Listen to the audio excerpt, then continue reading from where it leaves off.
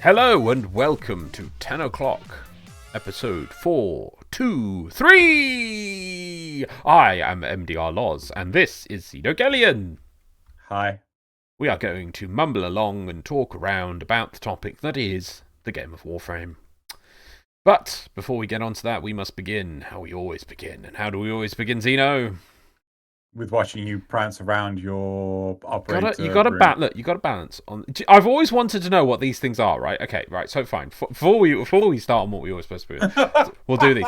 To me, these are supposed to do you know the doors? You know in the void. There's those things that half of it pops up. Alternatively, yes. I want that to do on these, but then on the inside of it to be like Arsenal, a sort of an Arsenal style system. So you can have like 4 different, I don't know what weird operator loadouts, or maybe they're like trophy racks for like the 4, I don't know, things you're developing or something. But it just strikes me that these things should pop out, and they never did anything, and I'm just like, meh. But anyway, so instead, while I'm doing this, which is the floor is lava, while I'm playing that game, what is it that we always begin each episode with? Emblems. Wow, I think the microphone messed up a bit there because it started really far away. It was like emblems. Emblems, you say? Let's have a look at some emblems. There we go. I want to give it to you because that's nice, quick, and clear. Mine, I don't like mine because it's just too hard to see against, that colour, let alone other colours. Too lost. Yours is nice and clear. Do you know what mine reminds me of? No. The Sword of Omens from Thundercats. Sword of Omens. Oh, I see what you mean with the red thing on the hilt. Yeah. It reminds me of, I think, the symbol for the Terran Empire in the alternative universe of Star Trek, or the original series. Yeah, sword to a planet, I think. Yep. Yeah. Well, that's it. So, however, if actually, what's happening with that? If you wish to win 75 Platinum for your platform of choice, please go into the description below where you'll find a link to the Google form for this week's polls. All you have to do is put in your in-game name, select your platform of choice, and you'll be entered in for a chance to win 75 Platinum. It would also be cool if you actually, filled in the questions as well. But that's not mandatory. That's entirely optional. Make sure you get your in-game name correct. Don't misspell it, because if they turn to me and say, "Hey, Xeno, I don't know who the heck Bob1275 is," I'll be like, "Well, I'm afraid I don't know who Bob1275 is either, so no one wins on that platform." Who is Bob4725? 12745 9325 76529. Indeed. Yep. Right. Well, all that spiel completed. We now move on to the Dojo Dusting. Yep. What things are there to say while I try and find where the assassinates are located?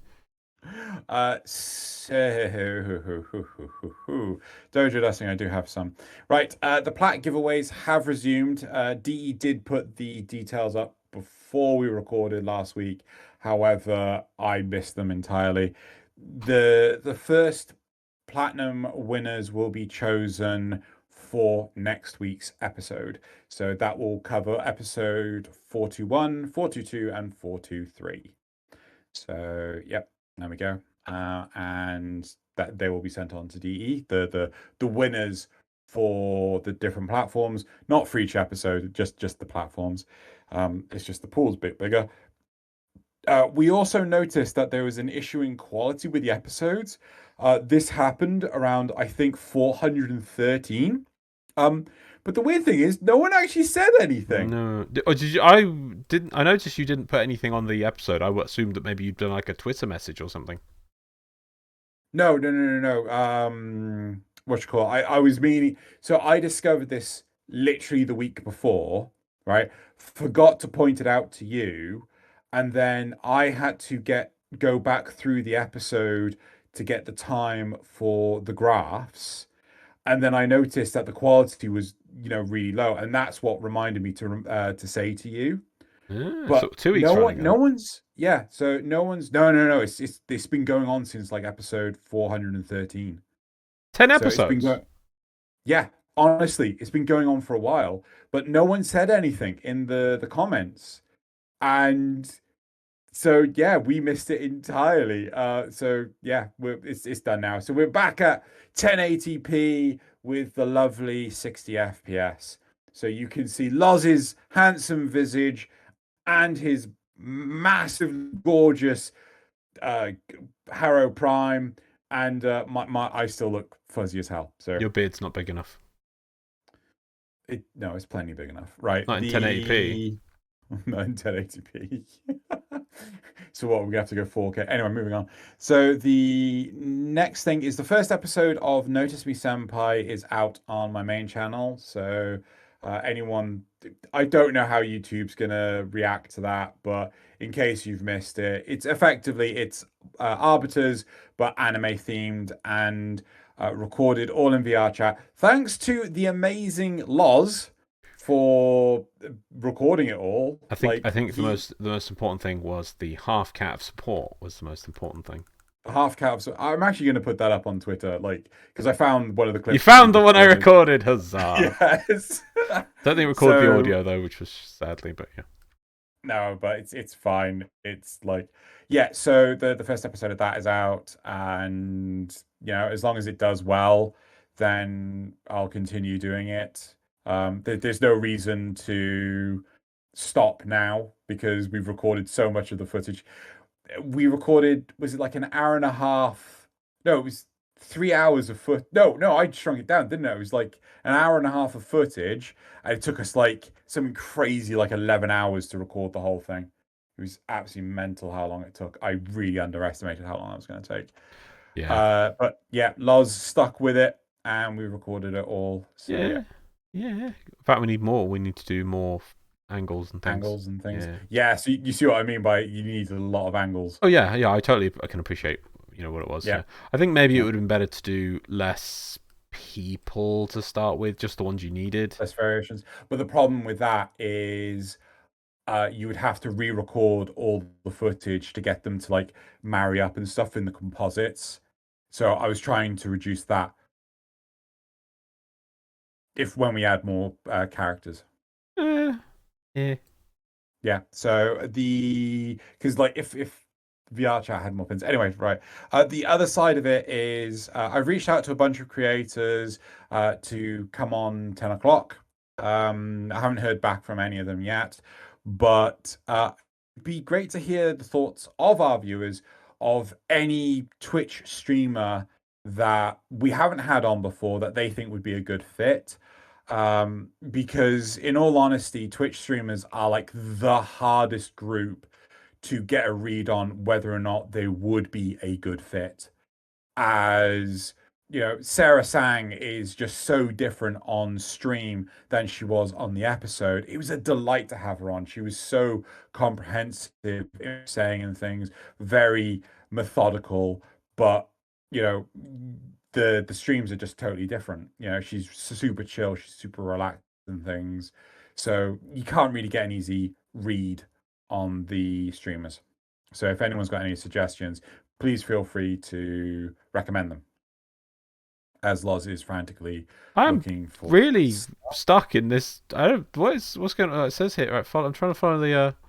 No. Stop. Go back out. Yeah. Yeah. Go down there. Oh, down there. Stupid tile. I get you. Yeah, there you go. That's terrible. That is it for. It's been like that for like forever. Loz. I know, but it really annoys me because they got rid of some of my favorite tiles for that reason, and yet they don't actually improve it on other tiles. Yeah. My favorite tiles never to be seen again. All right, so that's it for Dojo Dusting. We are now going to move on to the topics. No, we're not. The War Report. The War Report. Okay, there isn't actually much to report in the War Report this week because we are waiting on D to come out of hibernation from their winter 2021 to 2022 sleep. I don't know, when you're going to take a bet? Do you think we're going to get a dev stream in January? I really bloody hope so. I agree, but I don't think we will. I think it'll be the first week of February. No, I have faith. I believe it will be the last week of January. I was going to say December then. Yeah. Okay. What? I don't know, you and your faith. Your faith. I have faith. Your I faith have in your faith. friends is I yours. faith. I believe. Anyway, unfortunately, I don't have any correspondence from them this week, but it's the first week back. One thing I do want to ask you though is when is Prime Resurgence going to start doing its Yep, well, I'll just yeah, adjustments? that is listed. I had it last week, and I'll just say it again. So the last few weeks of Prime Resurgence coming up, the last legs that say there's Last Chance Part 1 and Part 2 that you can look on the website to see what they contain. Last Chance Part 1 starts on January the 11th, which I think is the day after this comes out. Yes. Yep. And then on January 18th is The Last Chance Part 2. So if you've missed out, or you want you missed anything, or you want more Prime stuff, these are your last 2 weeks where you get the opportunity to get what you want. So don't miss out, because we don't know when Prime Resurgence whatever is coming back, or how we're going to go doing all these crazy amount of primes in the future. So yeah, I would advise not to miss out. Even if you just want to stack up on some relics, go for it, I would say. Get those relics sorted, get those primes, get them all done. Yeah, that's that for that. There's not much else in the war report. The war is not really happening because it didn't in the patch, sadly, but we won't dwell on that. Instead, we'll move on to the topics. Right, okay. So our first topic for this week is I've played Destiny 2 for 5 years. I've been playing Warframe for a couple of months, and it's everything I wanted Destiny 2 to be. And then our second topic is lenses should be removable and replaceable without destroying them. So to be fair, I should say the replaceable, but yeah, I'm gonna say replaceable. There you go. Replaceable. Right. So our first topic, um, in case you missed the first time I read out the topic title, I've played Destiny 2 for 5 years. I've been playing Warframe for a couple of months, and it's everything I wanted Destiny 2 to be. Warframe is everything I wanted Destiny to be. The customization is unreal, from builds to ships to pretty much everything. I was blown away when I first played, especially Railjack. It was like being in an actual spaceship mixed with a crazy interactive shooting adventure. I honestly feel I was trapped into Destiny in a sunk cost. I feel I was trapped into Destiny in a sunk cost. I can't look at the seasons model the same, or a new recycled gun. Well, no, you keep going. No, it's fine. Ignore me. Or a new recycled gun that you have to run one dungeon for. Yes, you do that for Warframe parts, but there is a lot more freedom in ways and what you want to grind. Outside of the AS shooter camera, it's simply better in every way. If everything gave a little more direction at the beginning, that would be cool. Like maybe a full tutorial starter planet. Okay. Where do we want to go with this? Well, first of all, the thing I was going to say about sunk cost, I think they should say that the better way of saying that is I feel I was stuck in a sunk cost fallacy, I think would be the true thing. Or trapped by the sunk cost fallacy, I think would be the better way of describing it. You know, so if anyone doesn't know what that means, is that they're just like, well, I've been playing this game since release, I've put so many hours into it that I shouldn't play a different game. You know, I've just got to keep playing this game. I mean, I'm already so in deep. I'll only, you know, I'm years behind in Warframe. There's no, you know, and it'll take me years to catch up, and I don't want to do that. And you know, I'll miss out on all this stuff in Destiny that I've made. You know, got past, you know, what you assume is some sort of barrier or hurdle. You know, and so you stay instead of trying out the opportunity of other things, which is a shame because Warframe is fun and free. It doesn't chop its content out and put it in the fridge or the freezer. Fridge would imply it's coming back instead, not the freezer. With cement shoes. Yeah. And at the bottom of the ocean. You might be like, no, Loz, they will randomly cycle in that content and out. And I'm like, yeah, eventually some oceans will become dry riverbeds. It takes a long freaking time.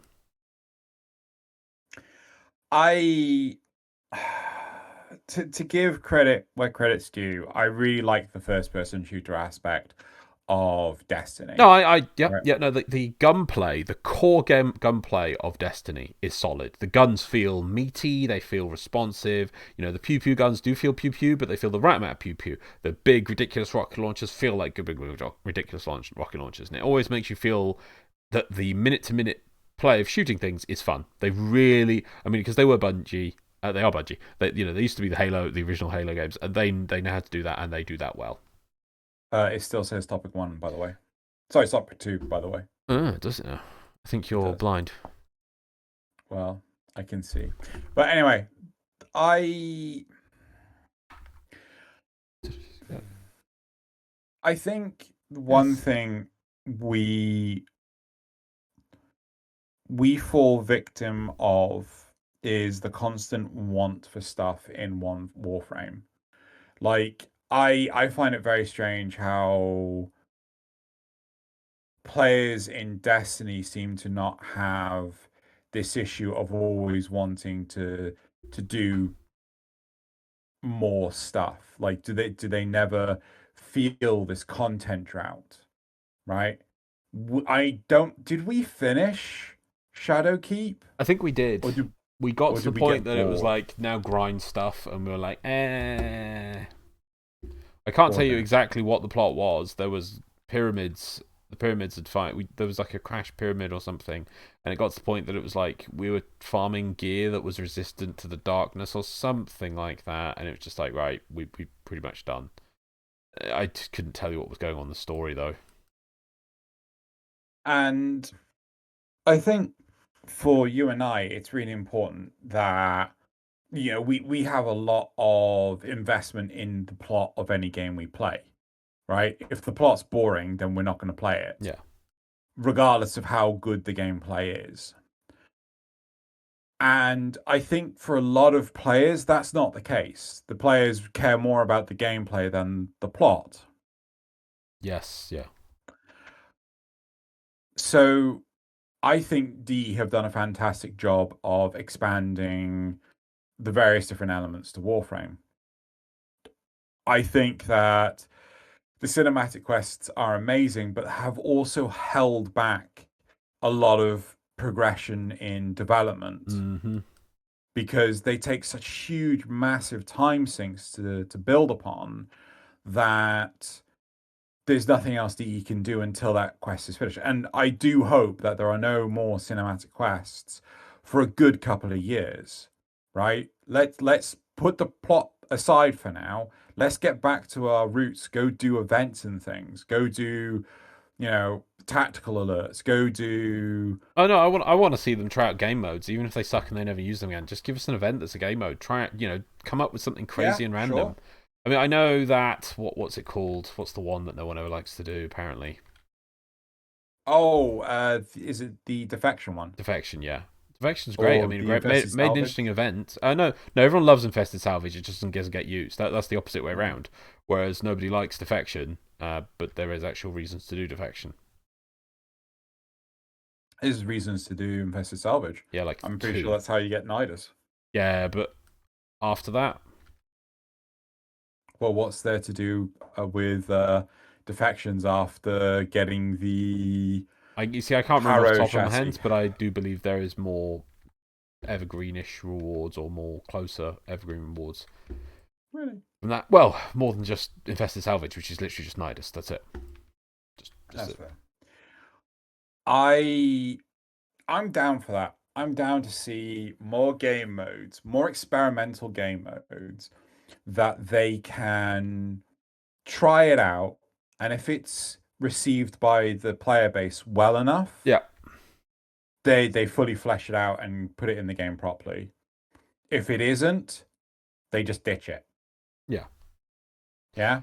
One thing I'd love to try, even just for a small event or something, is original concept Sanctuary Onslaught. Oh yeah. So when it was in the void and all that stuff. Yeah, that's gonna be cool.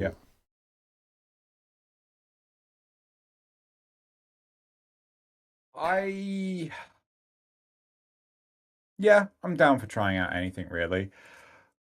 Again, I'd like to see extra layers to Sanctuary Onslaught. I'd like to see, more. Yeah, I'd like to see more experimental things that even if they're thrown away and never come back, because I think that's hell. Why not have a Hell. event? Hell, why Hell. not have an event Yep. that's maybe a month long that is Stalker mode? Yeah. But Yeah. have it that it's on a set node, so people are entering into it. It's not the whole map. It's a curated. I think you'd have to properly plan it out and things. Yeah. But yeah, I mean, like, why not have a month of Stalker or Stalker Appreciation Month? That sounds wrong. But yeah, I mean, I think. Well, he definitely could use it because he's been relegated to drinking buddy. Yeah, it's interesting to say the least. I think they need to focus more on the future gameplay of stuff than anything else at the moment. Yeah. That is a fair question. What do I feel they need to focus on right away? If they're going to come up with a PvP game mode based on controlling Grineer and Corpus sort of characters, I would get behind that as an important thing to come out. I'm trying to think of new content that's important. Yeah, I see what you mean with the story and things. We don't need big quests right now. If they want to do a quest, they should do a small quest like Tempestari on the side. Come out in 6 months' time. If they did Tempestari in 3 months, do one in 6 months. Nothing big to release a frame or something. That's what they could do. But game, I don't know. I think we really could use an evergreen. One of the things that Destiny 2 does definitely have is that the PvP, having a healthy PvP game mode does keep things fresh for a lot of players. Even if it's just something they can just bounce in to just get a bit of difference in play. It's just nice to free up. Like, okay, well, I don't really want to focus on trying to grind something or getting a drop today. I just want to enjoy kicking back and fighting people. And that could actually work because they could actually balance it versus Warframes, which they can't because Warframes are stupid. I would like a system. I think Dark Sectors were meant to be, but basically, it's kind of like is it Dynasty Warriors, where you have still the PvE side of things, but maybe have it so that you have the PvP, so like Warframes can go against other Warframes, or your Warframe, you are helping your side, right? So you might want a join the MOBA, call. basically, is what you're trying to say. Yeah, quite possibly, actually. Yeah. So I'd be down for something like that. Again, I'd be 100% down for the PvPvE. So Yeah. you're not doing anything specifically PvP. You're not fighting other players, but you are trying to get a higher score than other players. Yeah, definitely. Well, there's other ways you can come up with it, but it's just an interesting balance of mechanics. And that is something Destiny, I do feel, as far as I know, that game mode's been received quite well. So that's definitely something Destiny 2's figured out to do. That Oh yeah, they did do that, didn't they? Yeah. I just wish the cheating in Destiny wasn't so rampant. Cheating? Yeah, so before Destiny used to run the PvP on dedicated servers. Yeah. But then they moved it off onto client side hosting, and people could determine whether or not they were the host. And what they would do is they would throttle. You could do a port scan to see the IP addresses of the connecting players and things, and they would throttle the traffic to those specific IP addresses so that it would cause lag and then give you the hosting advantage. It's something that Warframe suffers from by Lunaro because of how fast we move and things. Yeah. So it's a very similar thing, but it's kind of natural in Warframe, where it's not in Destiny. It's artificially created by the players. So I don't know if Bungie ever did anything to stem the cheating curve, but I certainly felt it. I was like, why am I shooting at a person that's rubber banding? Ah, son of a bitch. Yeah. Yeah, fair enough. Yeah, it's like you just see all sorts of weird and wonderful shit just happen when PvP is brought in. Yes, yeah. It does. It doesn't have to be. I don't feel like, as far as I've seen, that the Destiny 2 one is mandatory. Like you have to do that for some of your best gear. I know you Oh can help yeah. for weeklies and things, but Do you not remember, like, oh yeah, you want to get this? I can't remember what the yellow items are called. You want to get this yellow exotic. gun, exotic. You want to get this exotic gun? Oh, you got to do some PvP. We didn't have to do it. There were other, maybe Mm-hmm. different exotic you were trying to after. Oh yeah. Um, I don't know if that's the case. I think they all do it. What? What you I talking think about? all the exotic weapons required some degree of PvP. I'm pretty sure they didn't. No? Yeah. Okay. Pretty sure some you just pick up and they work. It's the questy ones that tell you to do things, and I'm 99% sure that some of them didn't require PvP. Some of them did require. I don't know. Yeah. Yeah, but Don't pretend that we're experts at that. what was one thing I was going to bring on about it though? Oh yes, so one thing I do feel that Destiny 2 did do quite a good job in is the way it did like open environment maps. I think there would only be about like 10 to 12 Really? people on it. Yeah, well, Warframe tries to do it, and I think Fortuna at least comes close, but the plains is just too small. It's tiny. Or it feels tiny. Or it's too flat and too. I think they've addressed a lot of that with the planes because I think they've put a lot more foliage in the planes and it makes it feel a lot nicer now. I was doing loads of plane stuff. Was it last night with a few people? So I think it's better now, but I think the main problem with the planes and Fortuna and all the open world environments, and this was a problem with Destiny, just going around to the same hotspots all the time Yes, to yeah, do the that's the thing. same. Yeah, yeah, yeah. Very repetitive, and there'd be the same world event in the same spot, and so you knew it was X, Y, or Z one, and then you'd be ready for it. And Yeah, and that's something that Warframe definitely suffers from in terms of the open world environments, and this is why I much prefer doing the sorts of missions you're doing now. mm, I much prefer doing the procedurally generated environments. It's so much more interesting. definitely. So, I don't know if you have anything else you want to say, or should we just move on to the replies? Yeah, there's definitely areas which I just don't understand what Destiny 2 is doing. By now, I felt they should have added a space combat game mode for the ships or something, because you get all these different types of ships, and they're just for loading screens. Yeah, That's and it. you can't even move them in the loading screen. No, yeah, that's just crazy. I suppose they can't now because copying or something, but Fuck it. Originality's dead. You know, I'm pretty oh, sure Deep own the patent on what's systems. called moving ships in loading You screens. say that there was a company that actually owned the copyright for having a full mini game on a loading screen, and that's why you don't get them unless they play royalties to. It's one of these big names that have been around for ages, like Infograms or something, Grams, Right. and they just sat on the license for ages. I'm pretty sure it's expired now, but yeah, that's why you never got like a mini game on your loading screens, even just something simple that would take 2 seconds to load while it loads, then goes and Yeah. loads a 45-second loading screen. It just because somebody was like, "Oh, we're going to sit on this." Like, oh, thanks. That's good. Wow. Wow. Wow.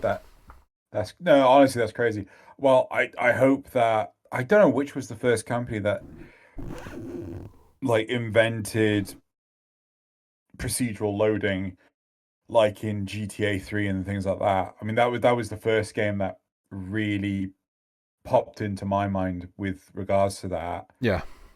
I just hope that whoever it was that actually came up with it didn't do something as infuriating. Mm-hmm. So, right, replies. Yeah, let's go through replies. First reply, let me go stare at Helmut while it's doing this. Warframe for the movement, flexibility, and melee. BL3? Borderlands 3. For the gunplay. I tried Destiny 1 for about a week, never got into it, and just returned. My only quibble with Warframe is just how little direction it gives new players. It first got into the game when Loki was a starter. So I first got into the game when Loki was a starter, got overwhelmed, and put it down for a couple of years. Drew. You're not allowed to do this? What? You're not allowed to go and write descriptions we read out for comments. I've never played Borderlands 3. That's what you tell me. I've actually heard that it was a giant flop.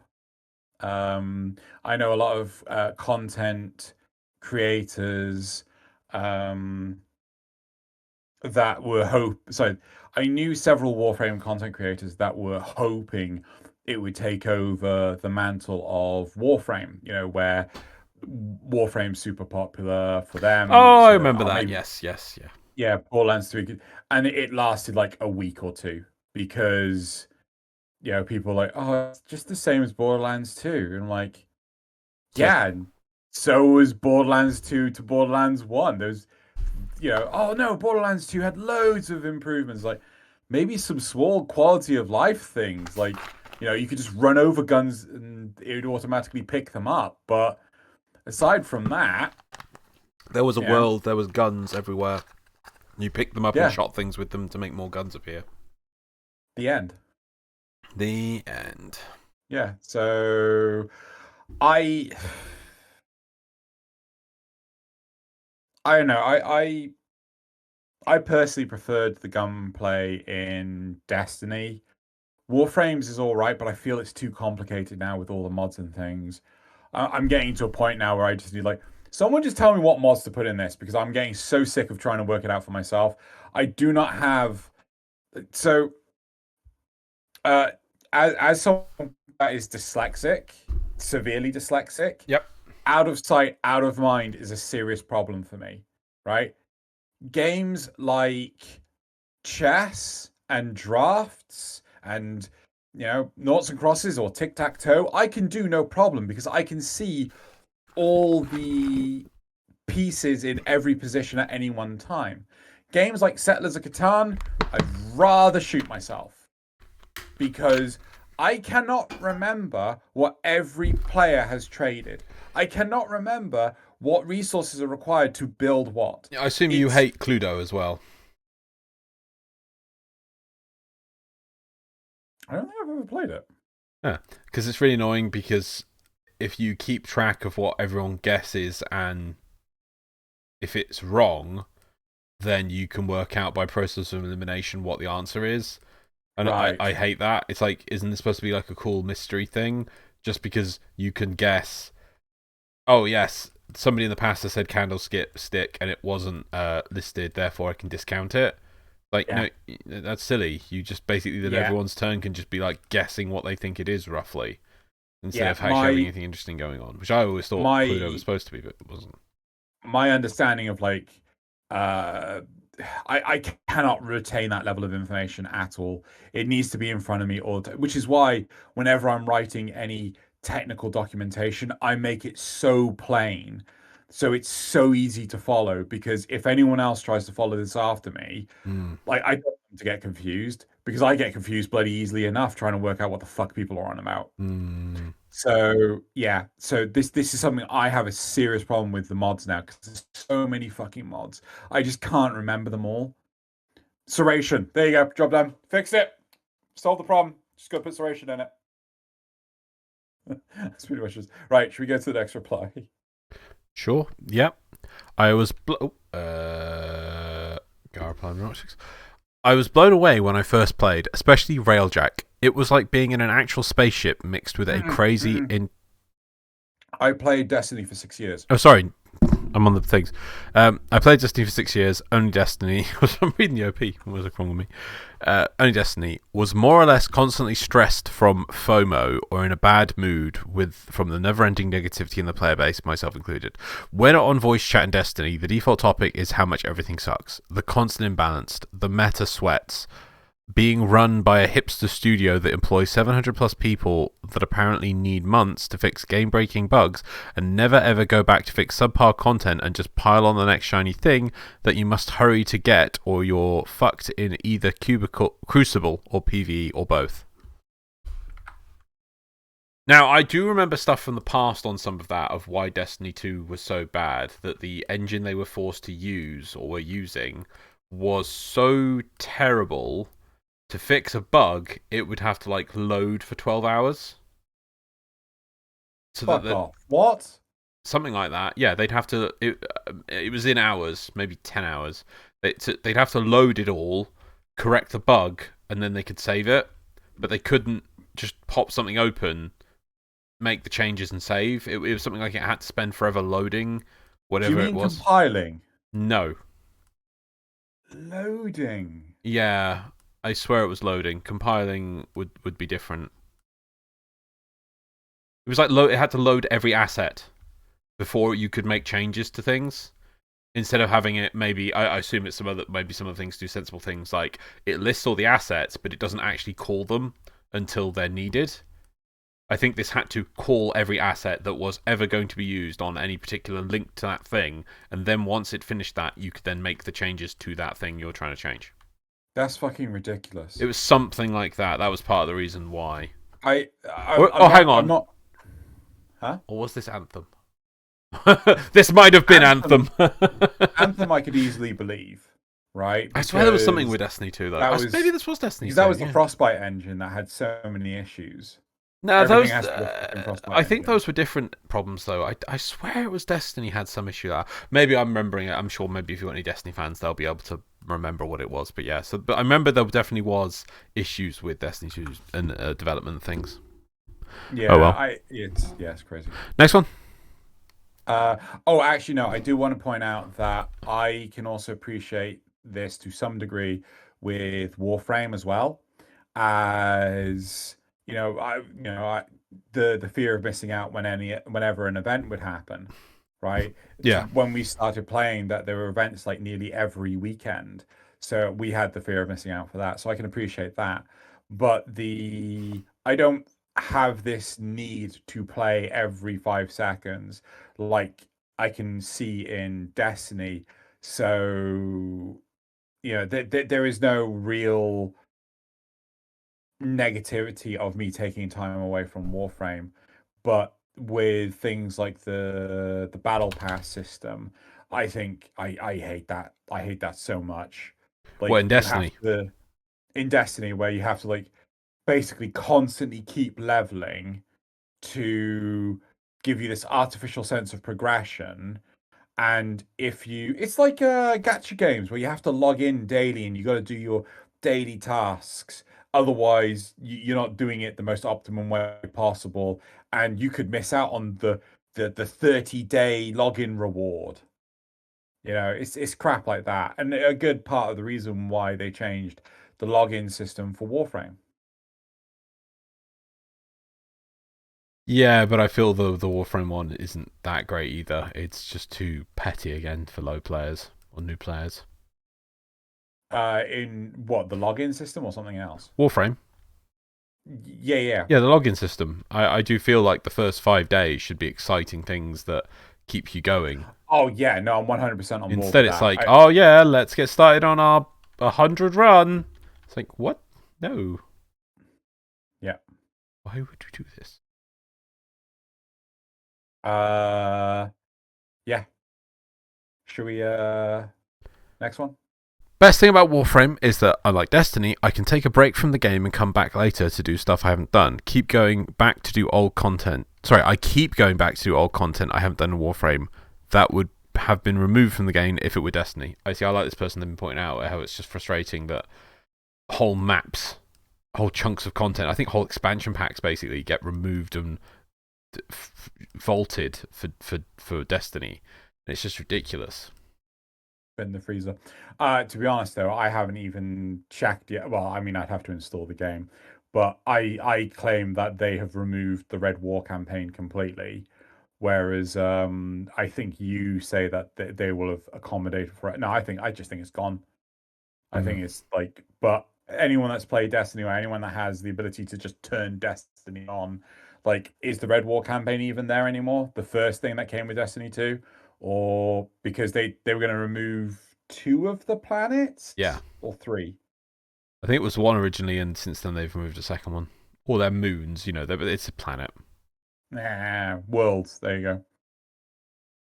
Yep. Next. I love Destiny. I recently got into Warframe after years on Destiny as well. Few reasons why I still love Destiny more than Warframe. FPS, I can't shoot in third person. Destiny, class abilities and supers. When Warframe, third point, when Warframe fashion is not sticking because I don't know what colours would look good together and what would not, I go for Destiny colour palettes for reference. Okay, is that a thing? Colour palettes? Okay, fair enough. Lastly, Warframe RNG is shitty frustrated. Well, you've never played sorry, not Destiny, Diablo 3. There you go. I don't know why you can't shoot for shit in. No, I can't shoot in third person. Like, technically, it's actually first person. I don't know if you know this. What, Warframe? Yeah. Yeah. So, you shoot from the camera, not the yes. Warframe. You don't shoot from the Warframe, you shoot from the camera. Yeah. Otherwise, the Warframe would always be constantly compensating for depth perception. Yeah. But it's an illusion, right? Mm-hmm. Also, third-person shooters, they're normally over the head of the character. But I think DE was the company that moved the character to the side. Like, it was in one of the really, really super early games that they did this. Oh, no, you don't mean in Warframe, you mean in something else. Okay. Yeah, it was like really, really early on. I could be wrong. But yeah, so there you go. What else we got? Destiny class abilities and supers. Fuck no! Like, I remember playing Destiny 2 at the beginning when all the fucking supers and shit, like, took fucking 3 years to bloody charge. Yeah. I'm sorry, fuck off, no. You're welcome to your opinion. I do not agree with it. Violently so. When Warframe fashion is not sticking because I don't know what colors would look good. Like, this feels like they got Destiny and Warframe wrong. They got them the wrong way around. What? Why? What? When Warframe fashion is not sticking. No, they mean they mean they're trying to color something, but they just can't. They're not a great person for formulating a pattern in their mind they would like to try, so they just can't make it stick. They can't make the look they're looking for stick. But then they take a frame, take some gear set, and then try and color it as similar to a Destiny 2 set. The different colors in the armor, and then that means they produce something they like. Oh, okay. So they're taking the default colors from. They're not talking about the shaders in Destiny then. No, I don't think so. Right. Okay. Because the shader system is awful and fucking. Oh yeah. So is the transmog. Yeah. Why? What's the transmog system? So you can get the ability to transmog any armor into any other armor, but you only get so many tokens from play to then turn into a transmogrifier item to do one armor piece. But an armor set is like 4 or 5 items. You need to do that 4 times, but then it limits it, I think, based on season. How many transmogrifiers you get?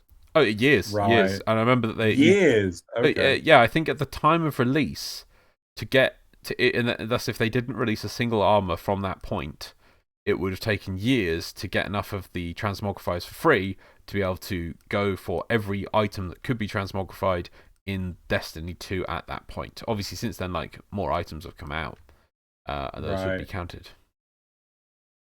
Okay, and then Warframe RNG is shitty frustrating. I'm sorry, like, there's so many other games with such worse RNG. Well, that's the thing. I don't like the way they do some of the exotics, which are just drops. You know, you just have to keep attacking things until a drop happens. That's just terrible RNG. You don't even have a place to farm. You're just supposed to kill things forever. I think we spoke about this before, like when Prime Resurgence came out. I'd love to go dig out those numbers. Actually, can I? We had the questions of, how would you feel about, upping the scale of, oh gosh, what was it? The number of ire you would get. Yeah. Make sure you pick your thing, whichever one you want. Oh, that. Yep. Picking your ire. You got your ire, but you only get like 1 ire every 4 hours. Well, how's about make it more frequent, but as a result, the cost of the thing becomes exponentially higher. Yeah, but not exponentially, but you higher. still put. Well, it's linear, right? So the amount of time you put in is the same. Yeah. To get, so let's have a quick look. I'm just trying to have a quick look to see what episode number we spoke about it. How do you feel about 100% drop rate, but quantities require increased to accommodate the expected time to completion? So 41% said neutral, 26% said positive, and 33% said negative.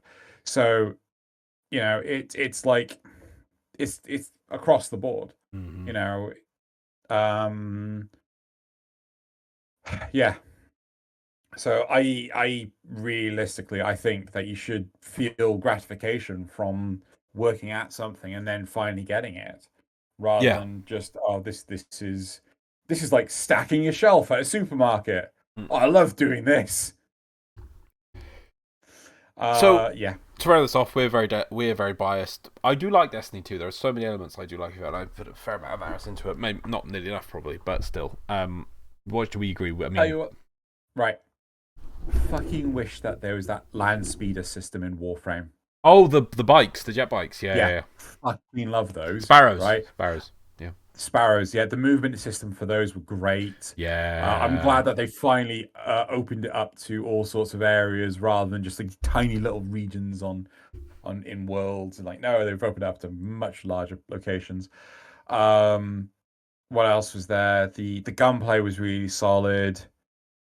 I didn't really care about the damage system. The damage system was bullshit because if you're a level 1 or level 20, you were just lied to by the numbers of the damage numbers. Yeah, but aside from that, it's not too dissimilar from how Warframe does things. Yeah, but the good thing is, I think it's shown that both games can exist and people can enjoy both of them, and you can enjoy whatever you find the most enjoyable. Yep. Right, should we move on to topic 2? Yes. I'm going to push topic 2. Before we do that, I'm just going to pause. Way. Cool. Right.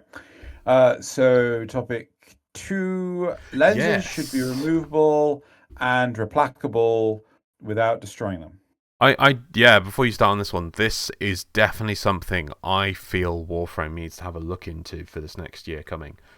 You know my big change I liked for the focus system, don't you?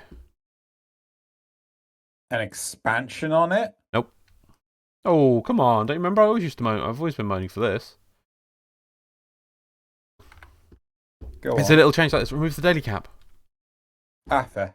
Daily cap. That daily cap, I really feel it just with a lot of things in Warframe, they obviously try and keep things for. It's in its beta phase, or we've got to keep it like this in case we want to make changes to it or improve it, and so that people don't find mistakes that we missed. And that's what it just feels like. I mean, let's see. I mean, look at the way it even does it. Even the way that it's never a fixed number, the daily cap. Watch this. So if I just go back here. No, isn't it related to your Maguba? You see how this? No, it comes here. I can't read that. That's red on black. I know it's red on black, but this is how it is. It comes in like this. It just feels like tacked on. Oh, so you mean right? Okay. This little toast there. This toast that pops up, and You said toast. I know what toast is. I know what toast I'm is. so proud of you. I'm also hungry, and I don't have any bread to toast. So yeah. You see Okay. how you see it disappear? It does disappear as well, and then no, it appears. Once it disappears, I'm just going out. I know it will disappear. Go on, disappear. Disappear. If it does disappear, it doesn't come back until you like there we go. Right, so now There you go. Right. but I want that number. Oh wait, I was just on the phone. Oh no. Oh, what's my daily cap at? Oh, do I go? Oh no, no. How do I? Oh. You have to go all the way out and all the way back in again. And so there's what I was supposed to get into lenses, but the method they have for lenses, I just feel it's just another thing like that. It for a long time, for I have no idea what the topics obviously it's gonna be about, but for a long time, like them adding a new tier of lenses or a lens reward was something for them to put a consumable that we would require and we'd expend in X place. But now there's what 4 tiers of lenses. I'm gonna let's just go to the Warframe wiki. Yeah. I actually have a tab for that so that I can check. Let's go. Too late, I'm already there. Lens. Regular, greater, Eidolon, Lua. So there's 4 tiers. Oh, wow. Okay. Yeah. So I want 4 there to tiers. be 9, and then we can have a Stargate. I think 3 was fine. The Lua lens was just over the top. It just too much. I mean, which ones can I buy? That's a good question. I think it's just the greater, isn't it? No, I can buy Eidolons. Nope, those, yeah. Okay, so you can't buy Lua the lenses. Lua. But it's like, why?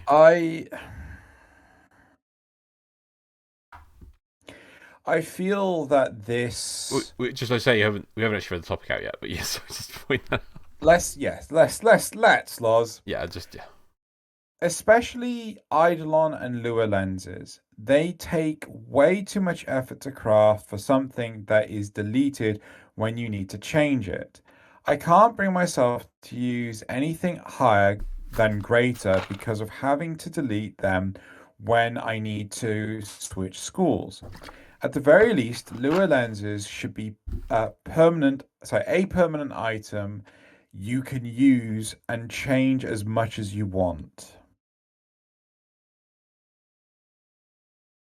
Yeah. I want to disagree on this. Okay, go for it. I feel that the value of this topic is undermined by the lack of expansion to the focus system for the last what 5 years, 6 years? No, I think you're completely wrong on that. So I've just done Unairu. That's all I've done. So I have 4 trees I haven't even touched. No. I'm saying that it's like, because you could have gone into the other lenses by now if, even if you're to subtract one to then I don't understand, because if you have an idol, sorry, not a Lua lens Yeah. for Unairu, you max out Unairu, why would you need that Unairu lens again? You need it for things like the armor that the ephemera I've got here. What could you elaborate on the ephemera? You see the ephemera, it's the evolving one, and you have to get X amount of focus to unlock tier 2, and then while wearing tier 2, you have to get X amount of focus to unlock tier 3. Right, but it doesn't say get X amount of focus while using an Unairu Lua lens, does it? No. Okay. This is the gem system that exists in a lot of RPGs, where the gems are, as soon as you want to remove it, they're gone, right? Yeah. I feel that this argument can be more readily made with an expansion, like include this as an expansion to the focus schools, right? Because I don't know, like everyone has different degrees of how far they want to do the focus schools. I've got the waybounds, Waybounds, yeah. the specific ones that allow me to use them on any focus school, and that's it. I've not bothered maxing out the majority of the schools. One of the schools has a stupid amount of experience sat behind it, and I can't, I can't spend it on anything. But I'm still incurring, focus. I'm still incurring focus for that school. I would be more readily agreeable to have interchangeable. To keep the removed lens if there was a fixed cap on the amount of rep you could have per school and they had any intention of expanding it. But I think the unfortunate news is the focus system has been ditched, because where can you go from here? That's fair. So I do think you don't count newer players in it, in your logic. Yep, not in the slightest. Yeah. So there's that issue. So newer players might be like, I want to do a bit of Ainoru, I want to do a bit of Madurai, I want to do a bit of Zeneric, and so they wouldn't have your issue. Yeah, your issue only relies for people who have got things maxed out, and it's like, well, why would they need to go back to X thing if they've already gotten... Wait, why is there two... What? There's two focus scanny target people. That's weird. You bugged it. Weird. Yeah, so... Yeah, yes, your logic is only people who have maxed out a sub-thingy tree. The whole point of the... My logic is more for people that want to change partway through maxing out one. They want to work on one of them and they want to switch partway through. And they want to use the same equipment. They don't want to swap. They don't want to put a lens in another weapon that doesn't already have a lens. Maybe it's time to just get rid of the whole... the lenses are in the particular item. Why not just have lens slots for... you've got... you can equip one Warframe, you equip one primary, one secondary, one melee. Why not just put in a lens slot for your Warframe? That you can change your Warframe, but you've got your Warframe lens slot. So it's more of an arsenal slot. Yeah. Well, detaching it from the that it's to each item, and it becomes more like an arcane slot that you can slot whatever arcane you want into that arcane slot. Again, I'm fine for this, but I feel that would then still gut a lot of... Well, I think that would work if they have no interest in expanding the focus system. Because if they do want to expand the focus system, then they would be cutting out a lot of playtime. Because a lot of the playtime is like, oh, well, I need to get this version of the lens so I can... Right, but you need to consider... You're not considering, again, not the player who hasn't caught, catch-up mechanics. So by removing... Because you're going to put more time into the amount of time of the the player who hasn't touched the tree to complete the tree or do whatever they've got to do. The only reason the lens grind exists is to stretch out the play, but there's no reason if you're going to add more time required to max out Madurai through whatever is added, there's no reason to then to keep that lens grind.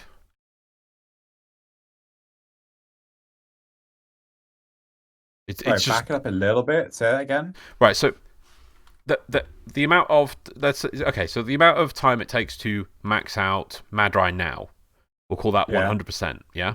Sure. And you're saying if they expand the focus system, and let's say they add 50% more to each focus tree of things to do. So now there is the 100%, the old completion point, and the 150%, which is the new amount it would take to grind, yeah? Sure. But that original 100%, the time it takes to do that, let's say 20% of that was farming maximum lure lenses. Okay. Yeah. So why keep that in? So... You're not being respectful of players' time. You're adding more stuff in, and then making the the journey to the end longer unless you add in take away some of the old grind, so that people can catch up. Sorry. Oh. So one thing to highlight here, which you may not know about, is do you know it's super easy to max out your focus in a single ESO run? I thought Your daily. it's not as easy as it used to be. I don't know if it's not as easy as it used to be, but it's still super easy.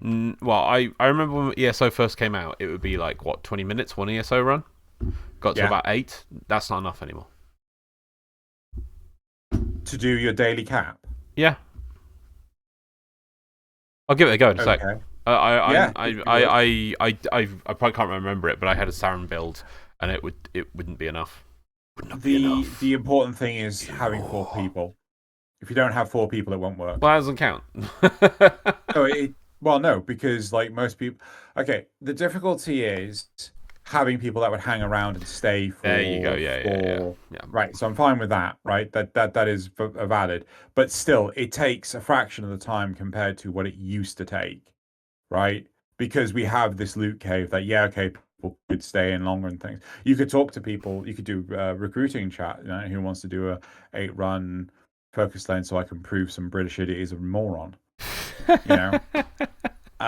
But I really think that the focus system could do with a rework for maybe the upcoming Drifter combat. But the problem is, how do you deal with the player base that has excess amounts of the focus for each school? Right. Or any of the schools. This is why I'm saying you reduce the grind on the old school, right? Okay. You be fair to all those players that have maxed out the trees and then they've got a lot of experience saved up, yeah? Is what you're saying, right? You dump all of that bonus stuff. Yeah. Right? You get rid of it. It's just not needed, right? Okay? Yeah. They've lost that. You then make it that to access the new stuff, you have to complete the old stuff. But you make it easier to complete the old stuff. Players who have already done the old stuff can get straight into doing the new stuff with no delay. Any player who catches up now has an easier time of catching up on the old stuff, but they have to do the old stuff. They have to. Let's say to unlock. Let's just bring up this thing here. To unlock Drifter Unairu, it comes out to the side here. You have to finish all of Unairu, but you make it a bit easier to complete all of Unairu. But all those people who have maxed it out and then they're sitting on extra stuff, you dump all that extra stuff. They can't use it, or maybe you just you get rid of it. You get rid of it. Just don't use it. They've got to start from fresh. But they are able to go from day one. From day one, patch is live. You've unlocked that tree. You've maxed it out.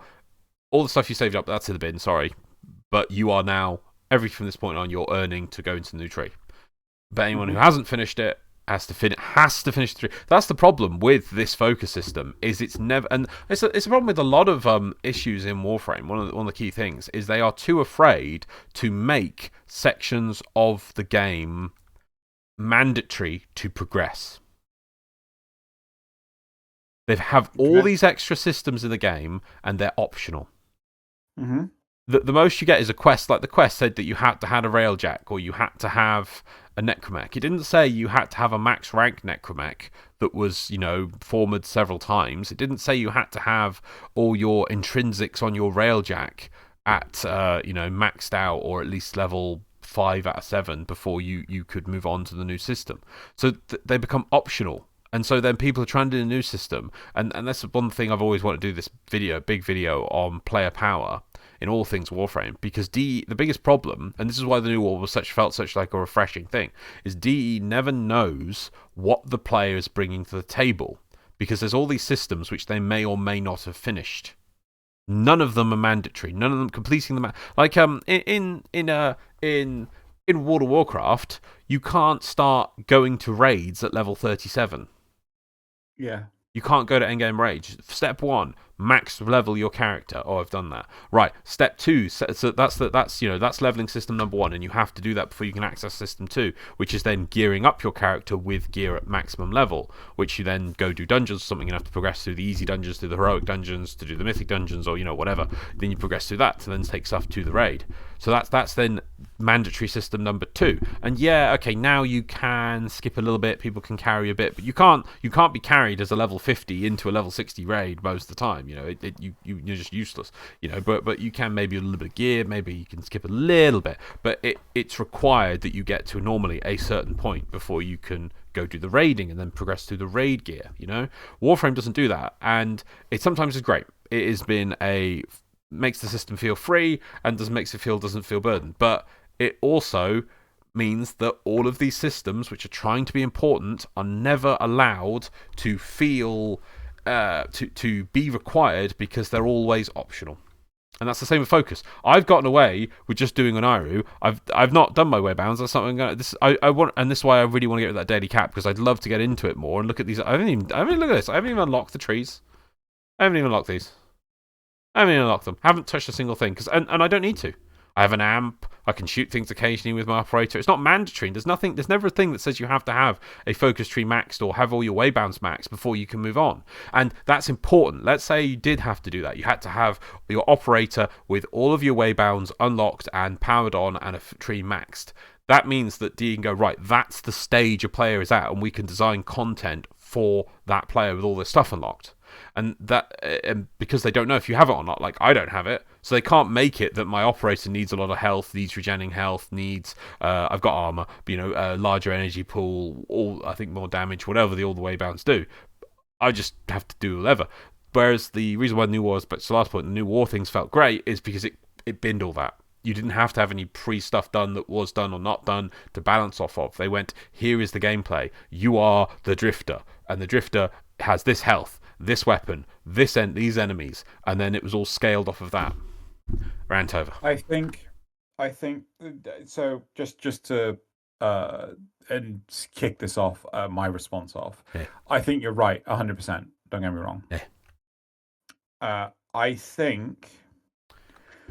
I was going to sound. What we could really benefit from is let's throw on another moon, right? Let's pick Ganymede, right? One of Titan. Sorry, not Titan. Okay, fine. Let's pick Titan, one of Jupiter's moons, right? So we've got a brand new node, but in order to go to Titan, you need to be able to have the Drifter combat system unlocked, because there are new enemies. Like Titan is what's called Nama's base of operation, right? Nama has held Titan, and that's theirs, right? Which means that you have the deacons floating around murdering shit, and you need your Drifter to go deal with the deacons, right? In order to unlock your Drifter combat system, you have to get to level 2 of the focus system, right? Yeah. And in order to get to level 2 of the focus system, you have to max out all of the focus schools, but we're making that easier. Yeah. And what's it called? Then you can have your interchangeable lenses and stuff like that. Yeah. How does that sound? Yeah, that's basically what I'm saying. Yeah. The problem I find is that people want to do the minimum amount of work for anything, which is the most sensible thing in the world. Yeah. Right? There's nothing wrong with putting the least amount of effort into anything. That's why we have loot caves. The only reason why we do loot caves, we use cheese mechanics or meta builds. All this means is this is the fastest way I can achieve this result. We've had the conversation before. Which would you rather do? Something that rewards you. We're talking about like game modes we never want to touch, right? Give us to this in this different game mode, but it's slightly less rewarding. So we have the choice. Players are not all players, but on average, players are going to choose the fastest way to the optimum way to success. Right? It makes sense. So I think if you were to give players, in order to get to focus level 2, you have to wait, did you go see Samaris to do this? I like to as a reason to see Samaris. I know you don't need to. Oh, okay. I was just like, I didn't know you could do that. I always just do it from the star chart. No, I know you can. I just like going to see Samaris because you don't have reason. I always liked in like World of Warcraft when you had to go visit a trainer to learn your skills. It had some grounding. I understand you could call it very much busy work and it's not needed, but I enjoy it. It makes the region in the world feel like a place that I have to go do something. So yes, I always go see Samaris. I know it's stupid and yeah. No. If that was the mandatory way of doing it, I mean, how much easier would it be to get bloody emblems? But anyway, so that's true. Yeah, we benefit from it. But I do it for that reason. Yeah. So I think if you were to say, like, first off, we're in 100% agreement. You have to sack off all the excess standing. Right? I'm sorry if you are a person that believes, no, I should keep that standing. I've worked for that standing. No, I'm sorry, you played the game. No, yeah, right? you've already maxed out your thing, or what you could do. That's the byproduct. If I was to do it in a way which would negate it almost, is that I would make it that I would put their bonus focus to 0 and say you don't get focus anymore, and that you can then add something on to get the new points in or new whatever, so that it's like, oh, well, you're not spending, there's nowhere to spend your additional focus, you see. You're now spending focus prime points, which are different, it's cheeky, I know, and I'd come up with a better way. I'm just, you get my point. Umbra points. Exactly, yeah. They'd be the same thing, but they'd just be called different and it'd be sneakily, yeah. Yeah, and I think max out all 5 schools of the first system. Then you've got the second system. Put a cap on the second system. Learn from the first system. Make sure that there's a cap so you're not building up excess focus on any of the schools. And then, have your drifter combat tied to the second one. And have it so that you can't go to a new planet until you've got the drifter combat done, and then maybe put a warframe on the new planet, right? It seems like a lot of busy work, but I mean, this is what people in Destiny have to experience all the starting time. People, oh no, I want the thing straight away. Well, there's always the platinum purchase. You don't have to do it, but people complain constantly. Oh, there's nothing to do in Warframe. There's content drought. Literally, we've just had the new war. Nothing to do in Warframe. There's a fucking armor bounties. Yeah, but I don't want to do the bounties. It's your choice. Yeah. So I mean, what more can you say? So I personally think I'm 100% agreement with you. If you want to do Titan, this or Excess Moon X, right? That is, do it that way. Yeah. Yeah, and then you have to guarantee if you want to go do this new territory with these new enemies, with this new combat system, you have to unlock this thing first, because otherwise there's no. But you know what's going to happen? People will whinge, and DE won't do it because DE always worries about the new player gaining access to it and putting no boundary, as few restrictions ever between that. I mean, my favorite quote on this is the Plains of Eidolon one. I keep bringing it up. In an interview, DE Steve said, oh yeah, we wanted the new players who saw this content to get into that as soon as possible, which is ridiculous. When all these, even when World of Warcraft was at peak, or even Final Fantasy now, people don't go, oh yeah, that new Endwalker expansion looks amazing. I better be able to just pick up and play it straight away out of the box. No, that in an MMO you have to progress. That's the part of the point, and you have to. But they're obsessed with trying to give access to players, even if it is a detriment to the whole system, as quick as possible.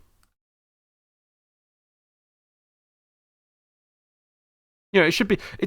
Back when World of Warcraft got its first expansion, or Wrath of the Lich King. Let's go for one of the big ones. You didn't go, oh yeah, I want to play Wrath of the Lich King, and you didn't go, right, I'll buy and play Wrath of the Lich King. You got in the game like, oh, I've got to work myself to get access to that cool content that I want to play. Wow, it adds mystique. It adds, and all these other players, they're ahead of me, and I've got to try and catch up with them. I've got to work towards it, and then when I get there, I'll be even more sweeter because I'll know my character and I'll have earned my ability to be there, instead of just getting given access right away because we're worried about you not with it, having the attention span of a goldfish, and going, I saw on the TV that there was a thing and I cannot access the thing for how long? That no fair. I sad now. I quit. Like if they're gonna do that, then they're gonna quit anyway. Well, Is there an achievement for the new war? No, I don't think they've added Steam achievements or achievements for quite a while. I'd be very interested to know how many people have actually finished the new war. I think it's difficult because I saw a YouTube video recently saying that TikTok is now the biggest platform for consuming media. Like they TikTok get more traffic than YouTube does. God damn it! Zone 3 and people are quitting. Why? Yeah, no, seriously, they will. Why? I don't get it. I really fucking don't get it. So you're TikTok, yeah? Yeah, so apparently TikTok is like this really short form content, isn't it? Yeah. Because I think it's the whole idea is you're rewarding people for, being spammy, right? I've heard people literally today say the YouTube algorithm rewards you for, spamming out content. And I could totally agree with it. I could totally see it. You don't keep on pumping out content, we're not going to put people to your channel.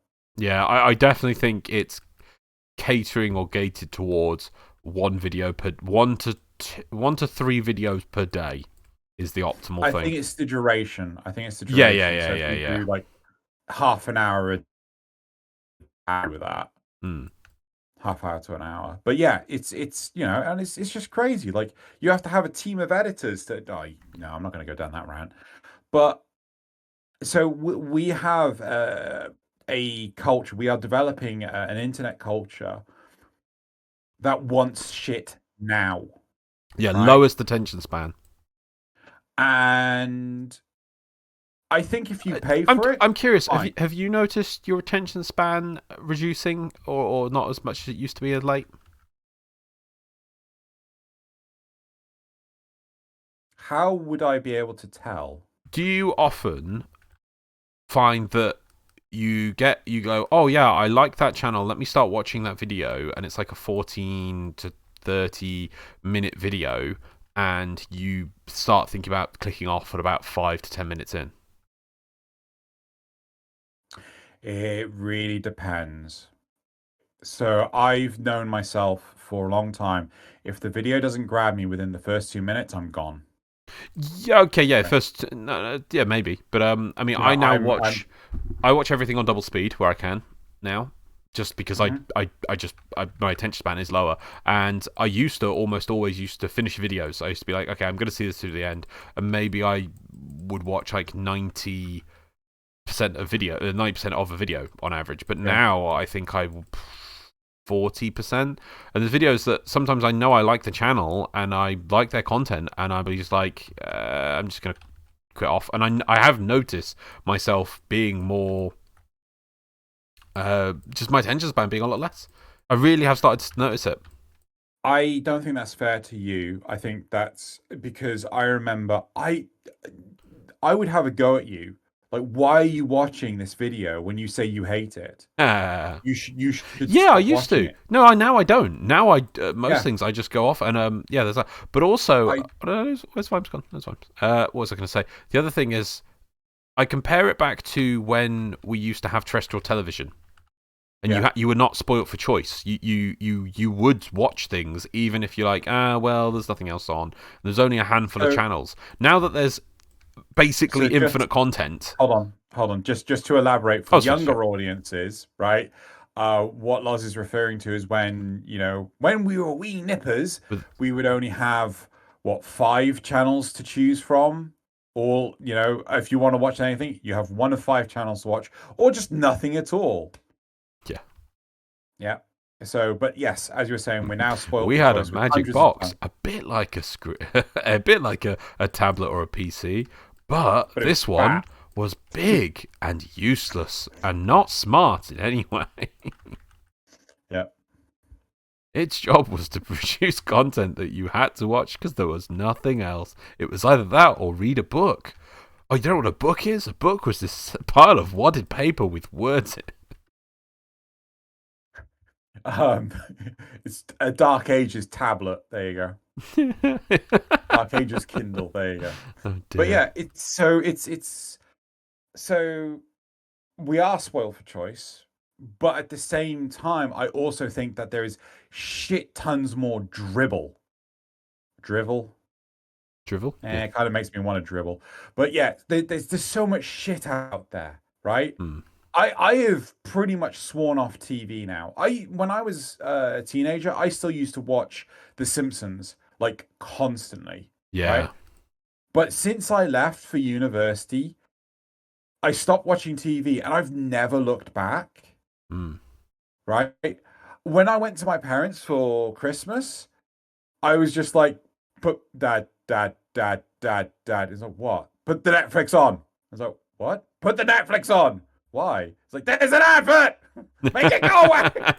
Like, I hate adverts. Yeah, utterly. Now my last person's left. There we go.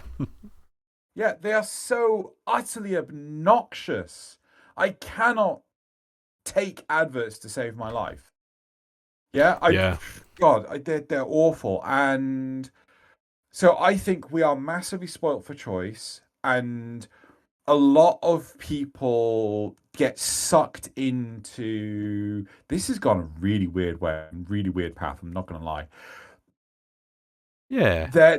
There's so much. People get sucked into like the most randomest of crap, right? Have you ever tried watching a Jake Paul video? Yeah. Yeah?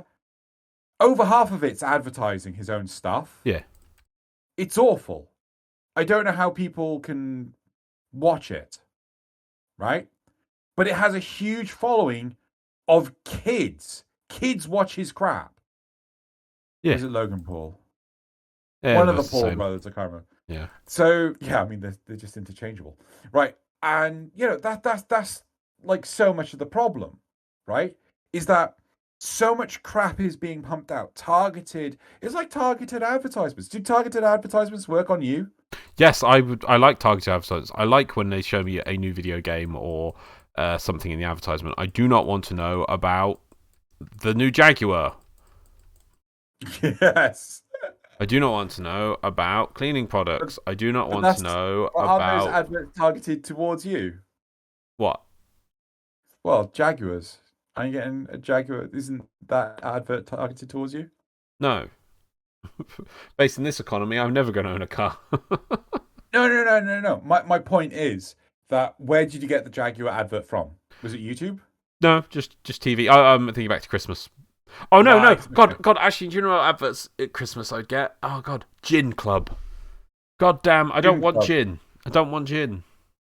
Where were these on? There's a channel, there's a channel called Alibi, which has I don't know if you ever watched it. There's a crime show called Death in Paradise. It's a British show, or I think it's some joint venture thing about one of these lovely tropical islands. And the thing is, there's a British guy. Like, imagine just a standard British guy who's a policeman who goes to be like the lead investigator of a team on these islands, and they change it up by swapping out the people who is the guy who is the lead British guy, but it's the same dynamic. And I love it. Absolutely, it's the show I watch at the moment when I go home. It's just I love it. But every advert, bloody gin. sign up to the gin club and we'll deliver gin to you. I don't want gin. I suppose everyone who watches this channel wants gin. Yeah. But what are the adverts like on YouTube? Like the targeted ads? Oh god, I was even listening to some today, and I just zone them out so much.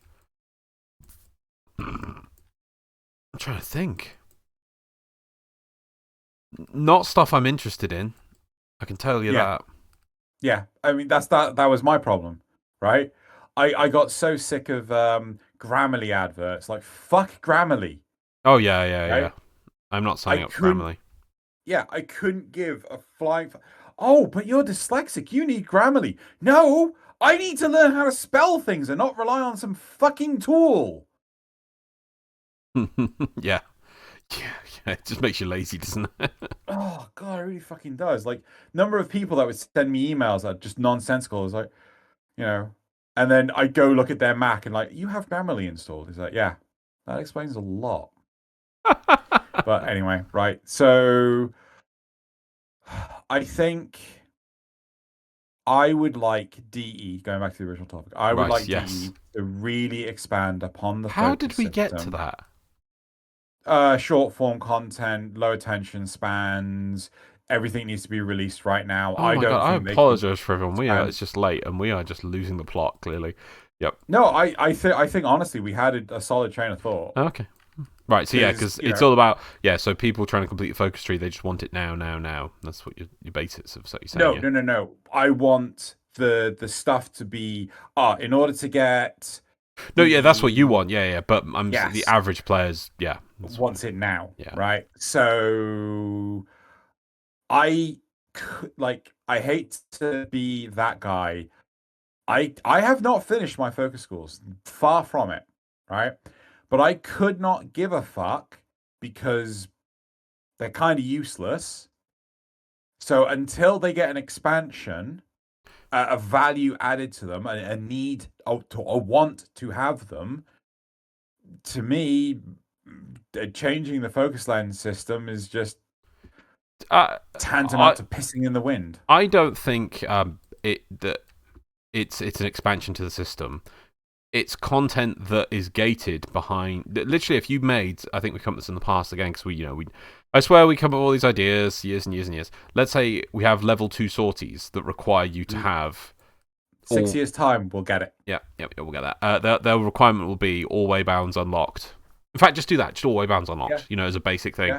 Yeah. As a like a basic level, that means everyone has this much health, this much thing, or whatever focus tree they're using. Regardless of how they finish the focus tree, even just that alone would be a massive thing. You probably would then go do all the... Oh, you've already done that, yeah. But let's say it's max all the trees. That was required for sortie level 3. You would probably get that done, wouldn't you? You'd have a reason to go do it then. Why is my Do Not Disturb not on? Because I'm here. It's called the Loz effect. Messes everything up. Oh, yeah, sorry. What were we talking? Sortie level 2, level 3. And if they added a source level 3 that was required, you had to max out all the trees, you would then probably go do it because you'd have a reason to.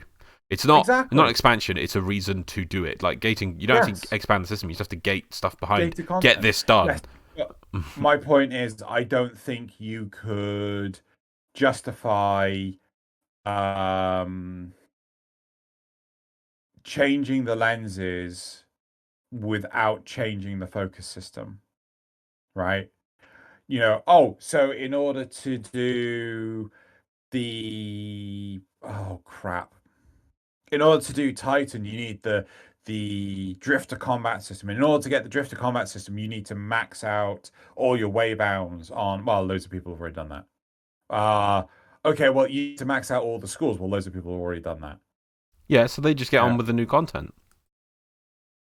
I mean, but then again, there's still little to no value of the focus system. No, because then the content they design, though, is harder. They can make really hard content that expects you to be able to strip armor with Unairu, to instantly res people, to heal things. That they can actually put gameplay content around the abilities that they're giving you, instead of how it's now, where you're given all of these ridiculously awesome abilities and then nothing to use them on, or nothing designed around the concept that you have them, or even have access to them. Personally, I think they should double down on the focus system, but I think we're going on. Hell, imagine if it also, that to do this game mode with multiple people, everyone had to pick a different focus tree. So if you do it with one player, obviously you do solo, you only have access to one tree, but then anyone else who joins has to have a different focus tree. And then it ramps up the content based on which which skill trees that are in the game. Okay. You should probably go in the port. Yeah. I'm not gonna lie. I love it. Because then it'd be like, right, there's an enemy that you have to teleport. The Unairu player has to do this to deal with it, or it's really hard if the Unairu player doesn't deal with it. It makes it easier. That becomes a bit like a puzzle game where everyone has to use their abilities to do things. Yeah, I really like it, but I think at the same time there's not enough depth to the puddle that is the focus system for them to be able to design complicated. It's just like they'd have to expand it. Like, what? Well, I mean, okay, tell me what do you need to do with any of them? Like, pick. Okay, I literally have the Unairu one, right? I can pick two things off the Unairu tree, which I remember off the top of my head. One is that dashing through as Unairu does a armor debuff. The other one is that Unairu spawns motes that give damage buffs. Okay. So you could make it that each player has to keep up their mote, the weird thing, I think it's a mote little orb thing that the Unairu spawns. Like, getting that, you have to, the Unairu player's goal is like, okay, on this part of this fight, I need to keep dropping as many orbs because everyone has to keep their stack of buffs up. If they don't, they die. Or they get massive damage thing. Also, in order to kill the enemies, I'm going to have to focus on dashing through one type of the enemies and keep my eye out for it, because that's otherwise. What happens if you don't have an Unairu player? Right. So if you, as I was saying, it would remove that part of it. It scales based on what players are in the thing. There's 5 trees, I know, and in most games are 4 people. Though to be honest, the game is set up to have 5 players. Even this map here, that's how the stalker system works. So you could have 5-player maps. In fact, I'd love to have. Let's make it a 5-player map system. That'd be different as well. Like, get rid of the whole 8-player raids. We'll call these the new. Yeah, no, let's do it. Anyway, let's call it 5-player trials. So what? So do you have to have 5 people to do it? No, you can have it can scale, and like the enemy so that just one person. Yeah, you can just do one person, and let's say you don't have an Unairu player. People are going to solo it. Yeah, but it'll make it really, really hard.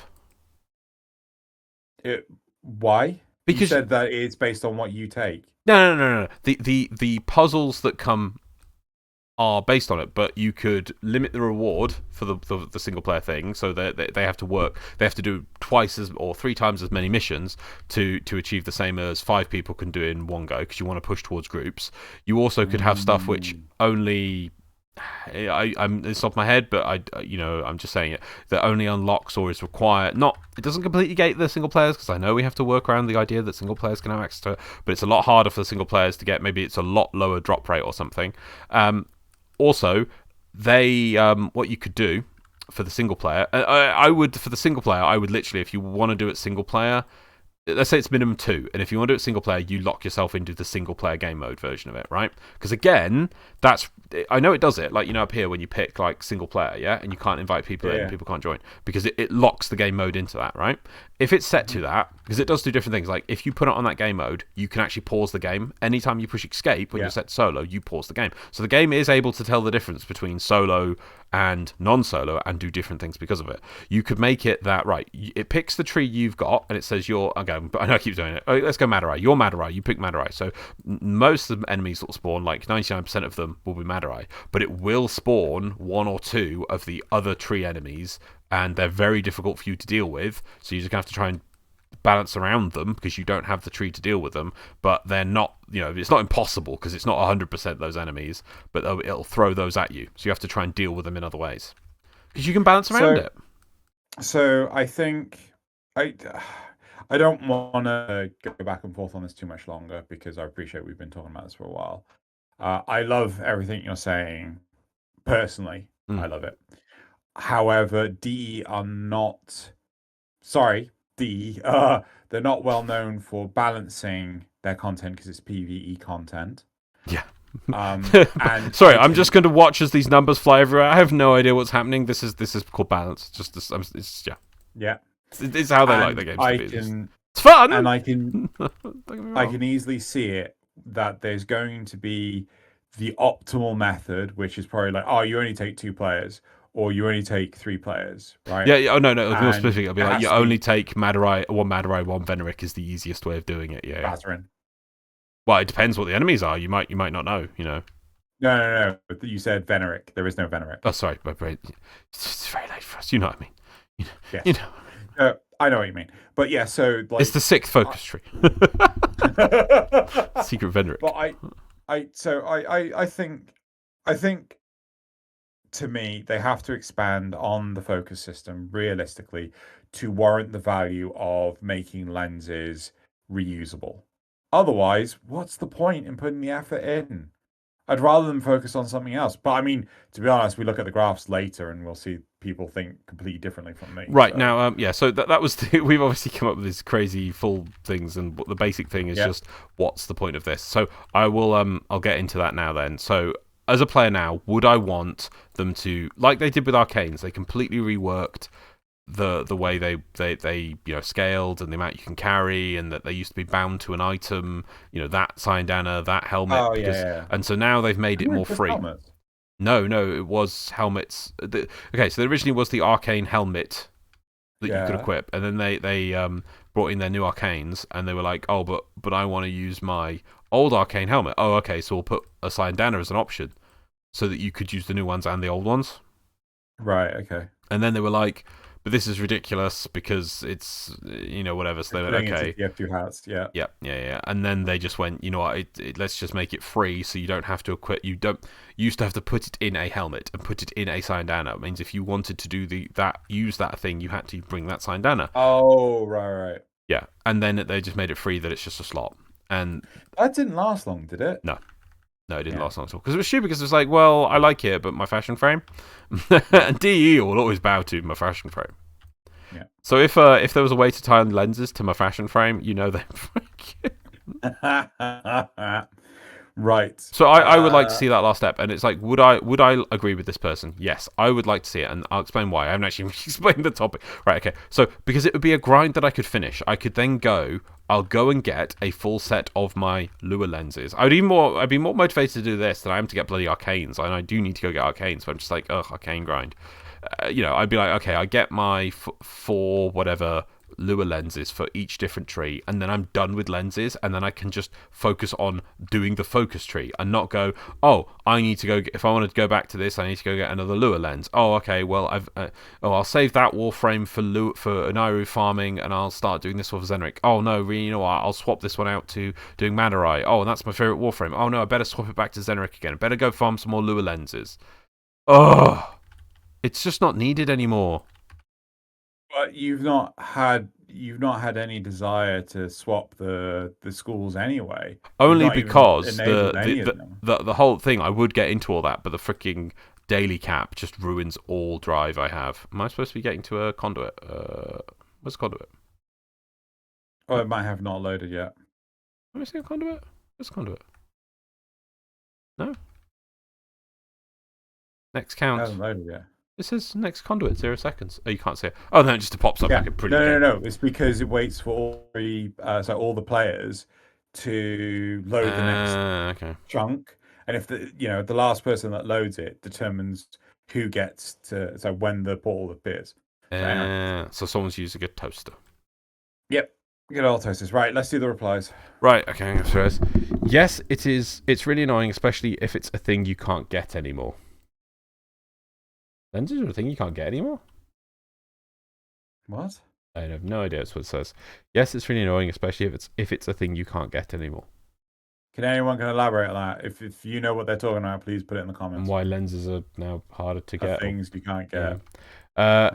This will be really useful. I'm not even farming focused due to having to do so much work for one lens type just to break and replace it with another. Sure.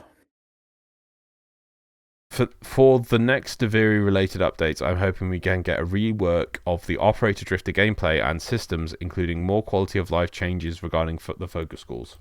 Yep. If this is any help, I have different weapons installed with different lenses, so I just use those frames and weapons when I'm farming focus. Yeah, that's my point. Like, I don't understand why you're wanting to, like, oh no, I have to be using my initial Excalibur. I can never use anything else. Well, I've looked it up, and more Excaliburs. This, for instance, Sarin is apparently in ESO like one of the best ways of farming focus. So if you're like, okay, well, I want to use my Sarin all the time because this is just the most efficient way, and we were just saying about how people want to use the most efficient way, so then that would imply that people want to swap out their lenses. They can't have 4 Sarins all forming up. But you can have different weapons. Right, but that's not optimal. Because I need my Warframe as well. Hey, Warframe's getting half the bloody focus. Make more Sarins. Make more solution. Make more Sarins. No, I mean that is an option. Could change the system, make it easy, whatever. No. Just everyone needs to farm 4 Sarins. There we go. Moving on. The problem with any farming is that's true. Oh, what's the prime? The problem with any farming is the actual task of farming. I'm master rank 17. I don't even know if I'm shooting anything on screen here. I'm master rank 17 and have 2 unbound, every path unlocked. Mad Eye is almost finished, and 700,000 focus for my next unbound. Paul's appearing. For my next unbound, and it doesn't. Where is it? There. Stand there. And it doesn't feel like it's been much work because I don't farm directly. I do an Eidolon hunt for the arcanes, and the focus is the bonus, and Becco's my attention is on the arcanes focuses, then passively accumulates. It feels like a chore when farming is my primary goal for what I'm doing. Ugh, that was bad grammar at the end there. Well, basically they're saying, they're focusing on lenses, but at the same time, they're just accumulating their focus. It's not the forefront of their mind. I think, again, that is something that the focus system lends well to. You don't need to be, I have to get this leveled up. I don't have to get that leveled up. I've got nothing else to do. I just got the focus system and that's it. Like that rarely ever happens.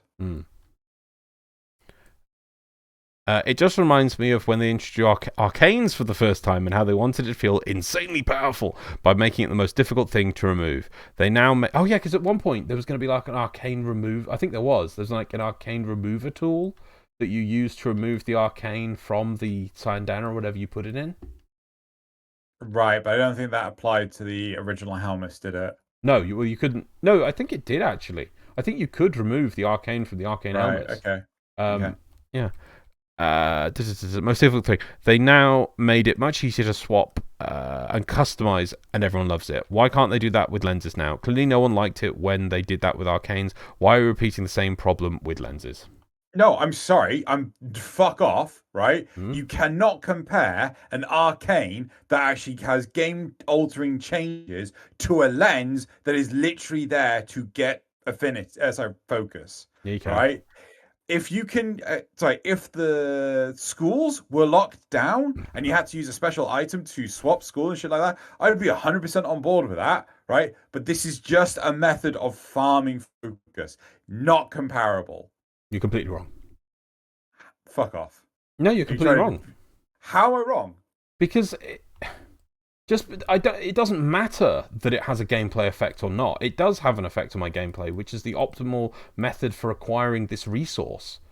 And that resource enables me to unlock the skills. Like, imagine instead of being that it's in the arcane that I equip, it's in the focus tree that I unlock. That's just where the player benefits is, just because it's in a slightly different place. So why don't you have it from the start of the game? Of what? Right? Why are we putting any effort in towards this at all? We should just have it.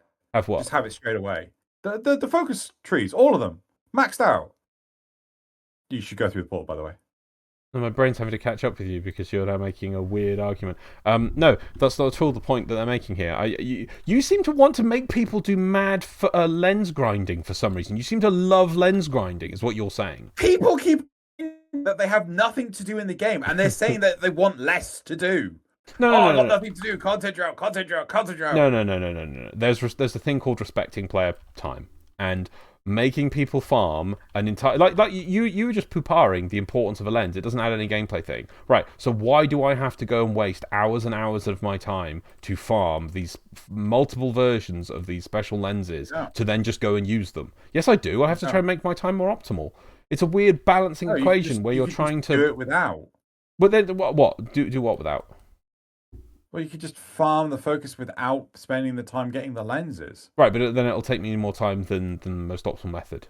How much is the benefit? I did see 225 is the... Okay, regular lens is 1.25. Greater lens is 1.75. Oh, what the... the next lens, the Eidolon lens is 2.25. And then 3.25 for the Lua lens. Right. Wow, that's almost 50% more powerful. Right, so it generates 3.25%. Sorry, the Lua lens converts 3.25% of excess affinity into focus. Yeah. Right, so that over doubles 44% more than an Eidolon lens. Yeah. No, that's an Eidolon lens. I'm talking about the regular lens. Oh, the basic lenses. Oh, yeah, so 160%. So 160% extra focus. Sorry, affinity is converted into. So you are talking about how far is have you finished your day yet on focus? I don't know if you've checked at all. Well, I've done. This is my second run. We've made it. We've made it to 8. We'll have a look. I think it was like 320,000. I think was the cap that I have. I'm sure we'll bail on 320,000. Was it 370? It was 300. Why don't you just bail? Then I'd be like these horrible people that bail on. You're on 8. Yeah, and points, man. Points mean. What do points mean? Prizes. Exactly. So, okay, so you are 160% more focus gained. I would if I could just buy the Lua lenses at this point, I wouldn't whinge, but then that's me, and because I've got platinum to burn. Why don't you just live with Eidolon lenses? I do. Pretty much. Okay. Yeah. Right. Because I can buy them. So you are going to get a 44%. You would have a 44% increase. Yeah. I'd buy Lua lenses if I could. From Eidolon to Lua lenses. Yeah. Right. So the question I have. Yeah, I just want to know if you've actually maxed out your focus or not. Because okay, so you're turning a 20-minute oh god. Well, I think that first run where I think people quit out on me, I only got 40,000 if I remember right. I got about 46,000. Yeah, but you're going to get tiny amounts because you left on 3. No, it wasn't. It was 6, I think. Yeah, but you've got all 4 players. Have you still got everyone here, or they all left now? We have 2 players now on this one. That's because we got beyond 8, so maybe that should help. It does ramp up massively the further in you get, and it really is important that you actually have the players, because the more players you have, the more enemies spawn. Yeah. So we'll fail shortly. So if you just give me a little bit more time on this, we'll just. Do you want to pause and get to that? No. We can move on, round off this topic, and Well, I think we have. We're just waiting for you to come up with the results. Just gonna just need to kill a little bit more. Just a little bit more. Okay, fine. We'll let's have a quick pause then. Let me just whoop, and pause. And we're back. Right, there we go. Game? Come on, game. No game? Leave Lord. Right, let's go back to the thing.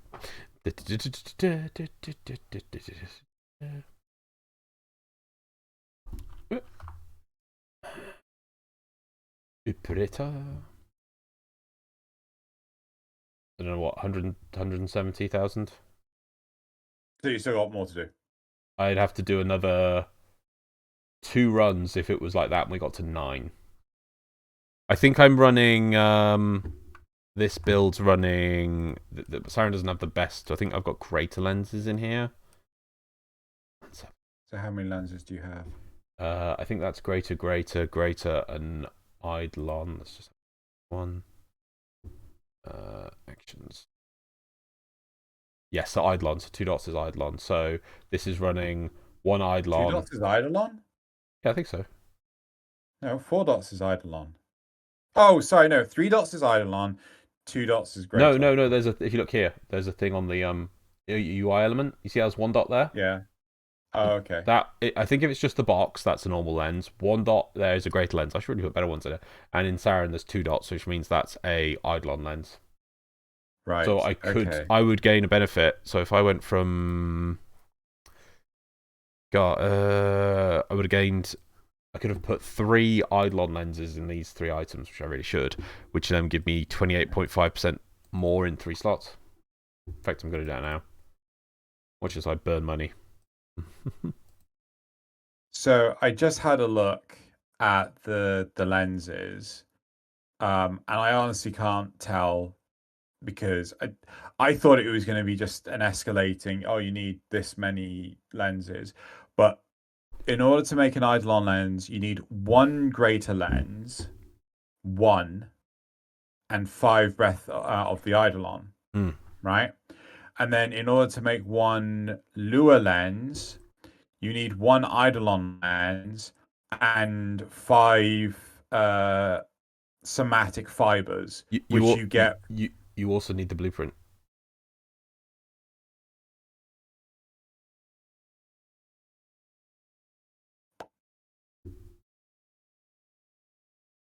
Where the hell did you get the blueprint from? Which one?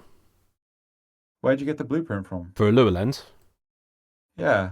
Their blueprint required as a rotation C, Lua disruption reward, or traded between players. Oh, where does it say that? On the wiki. On the wiki. What? I'm blind. Oh, there it is. Yeah. And that's where the somatic fibers come from as well. Yes. So I don't know. I'm impartial. I don't care on this one. It's neither here nor there for me. If players genuinely refuse to do the focus system because they want their lenses interchangeable, I'm honestly surprised. Fair enough. Yep. Yeah, so I think we'll round that one off then, and we'll move on. Cool. Right. So moving on. I was a little bit brain coherent, but I think that's fine. So we've done all the topics, so I'll put the topics to bed, and then we move on to the graphs. There's graphs. Yes. Yeah. And there is the graph number 1. Cool. So graph number 1. Would you like to see? I just realized why those results looked completely different. 4-2-2. There we go. Would you like to see the Archons come back as mini bosses? 11% said that they didn't care, 14% said no, and 75% said yes. Yay! So, yeah, just they need to be rebalanced to fight Warframes. The next one, number 2. Right. Have you experienced players joining and quitting relic runs like in topic 1? 39% said no, and 61% said yes. I think I saw some topics saying that, yeah, this happens primarily around the release of a new Prime. So some comments, right? The next one is, do you think DE should change it so that you can't see the relic of other players in missions like Xeno and Loz suggests, right? 18% said yes, 21% said that they didn't care, and 61% said no. And I'm quite surprised by this. I ended up talking to Nazith about this, and he was saying that he didn't want this because if you're doing relic runs, like a rad share relic run, sometimes players will say, oh yes, I'll bring X Radiant relic, and then they don't. They just bring something else, and they're just trying to leech off of the relic. However, that is with a pre-made group, and we did stipulate that pre-mades you would see the relics before the mission starts. Yes, yeah. So, yeah. Yeah, because you can build a lobby and then put it in, and then see the relics. Yeah. Yeah.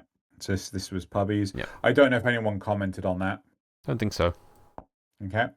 The next one is, do you think DE should dedicate time to expanding the bounties in the planes? 7% said no, 14% said that they didn't care, and 79% said yes. And this baffles me. Baffles you. Baffles. I think you're on board with this as well, aren't you? Yeah. To me, this should just be. I think we were discussing it, and I would count those things you said about like the caves in this. Okay. You know, that to me would be, and the thing is, I would count this kind of stuff as should just be done as part of the game existing. It shouldn't be a special thing. They should just be like, hey, team on the side, think of another bounty, make a new bounty. Do we get any replies to this? Don't think so. I think when I was talking to Thalian about this, he was saying that he would like to see regular missions. Just, where's our spy bounty? And I'm like, well, how would that even work? Well, why can't... Here's something, though. I don't think you can get them. You know, on one of the... For instance, on Fortuna, you can get the whole extractors coming down. You have to defend them. Yeah. Why isn't that on the planes? It is. Is it?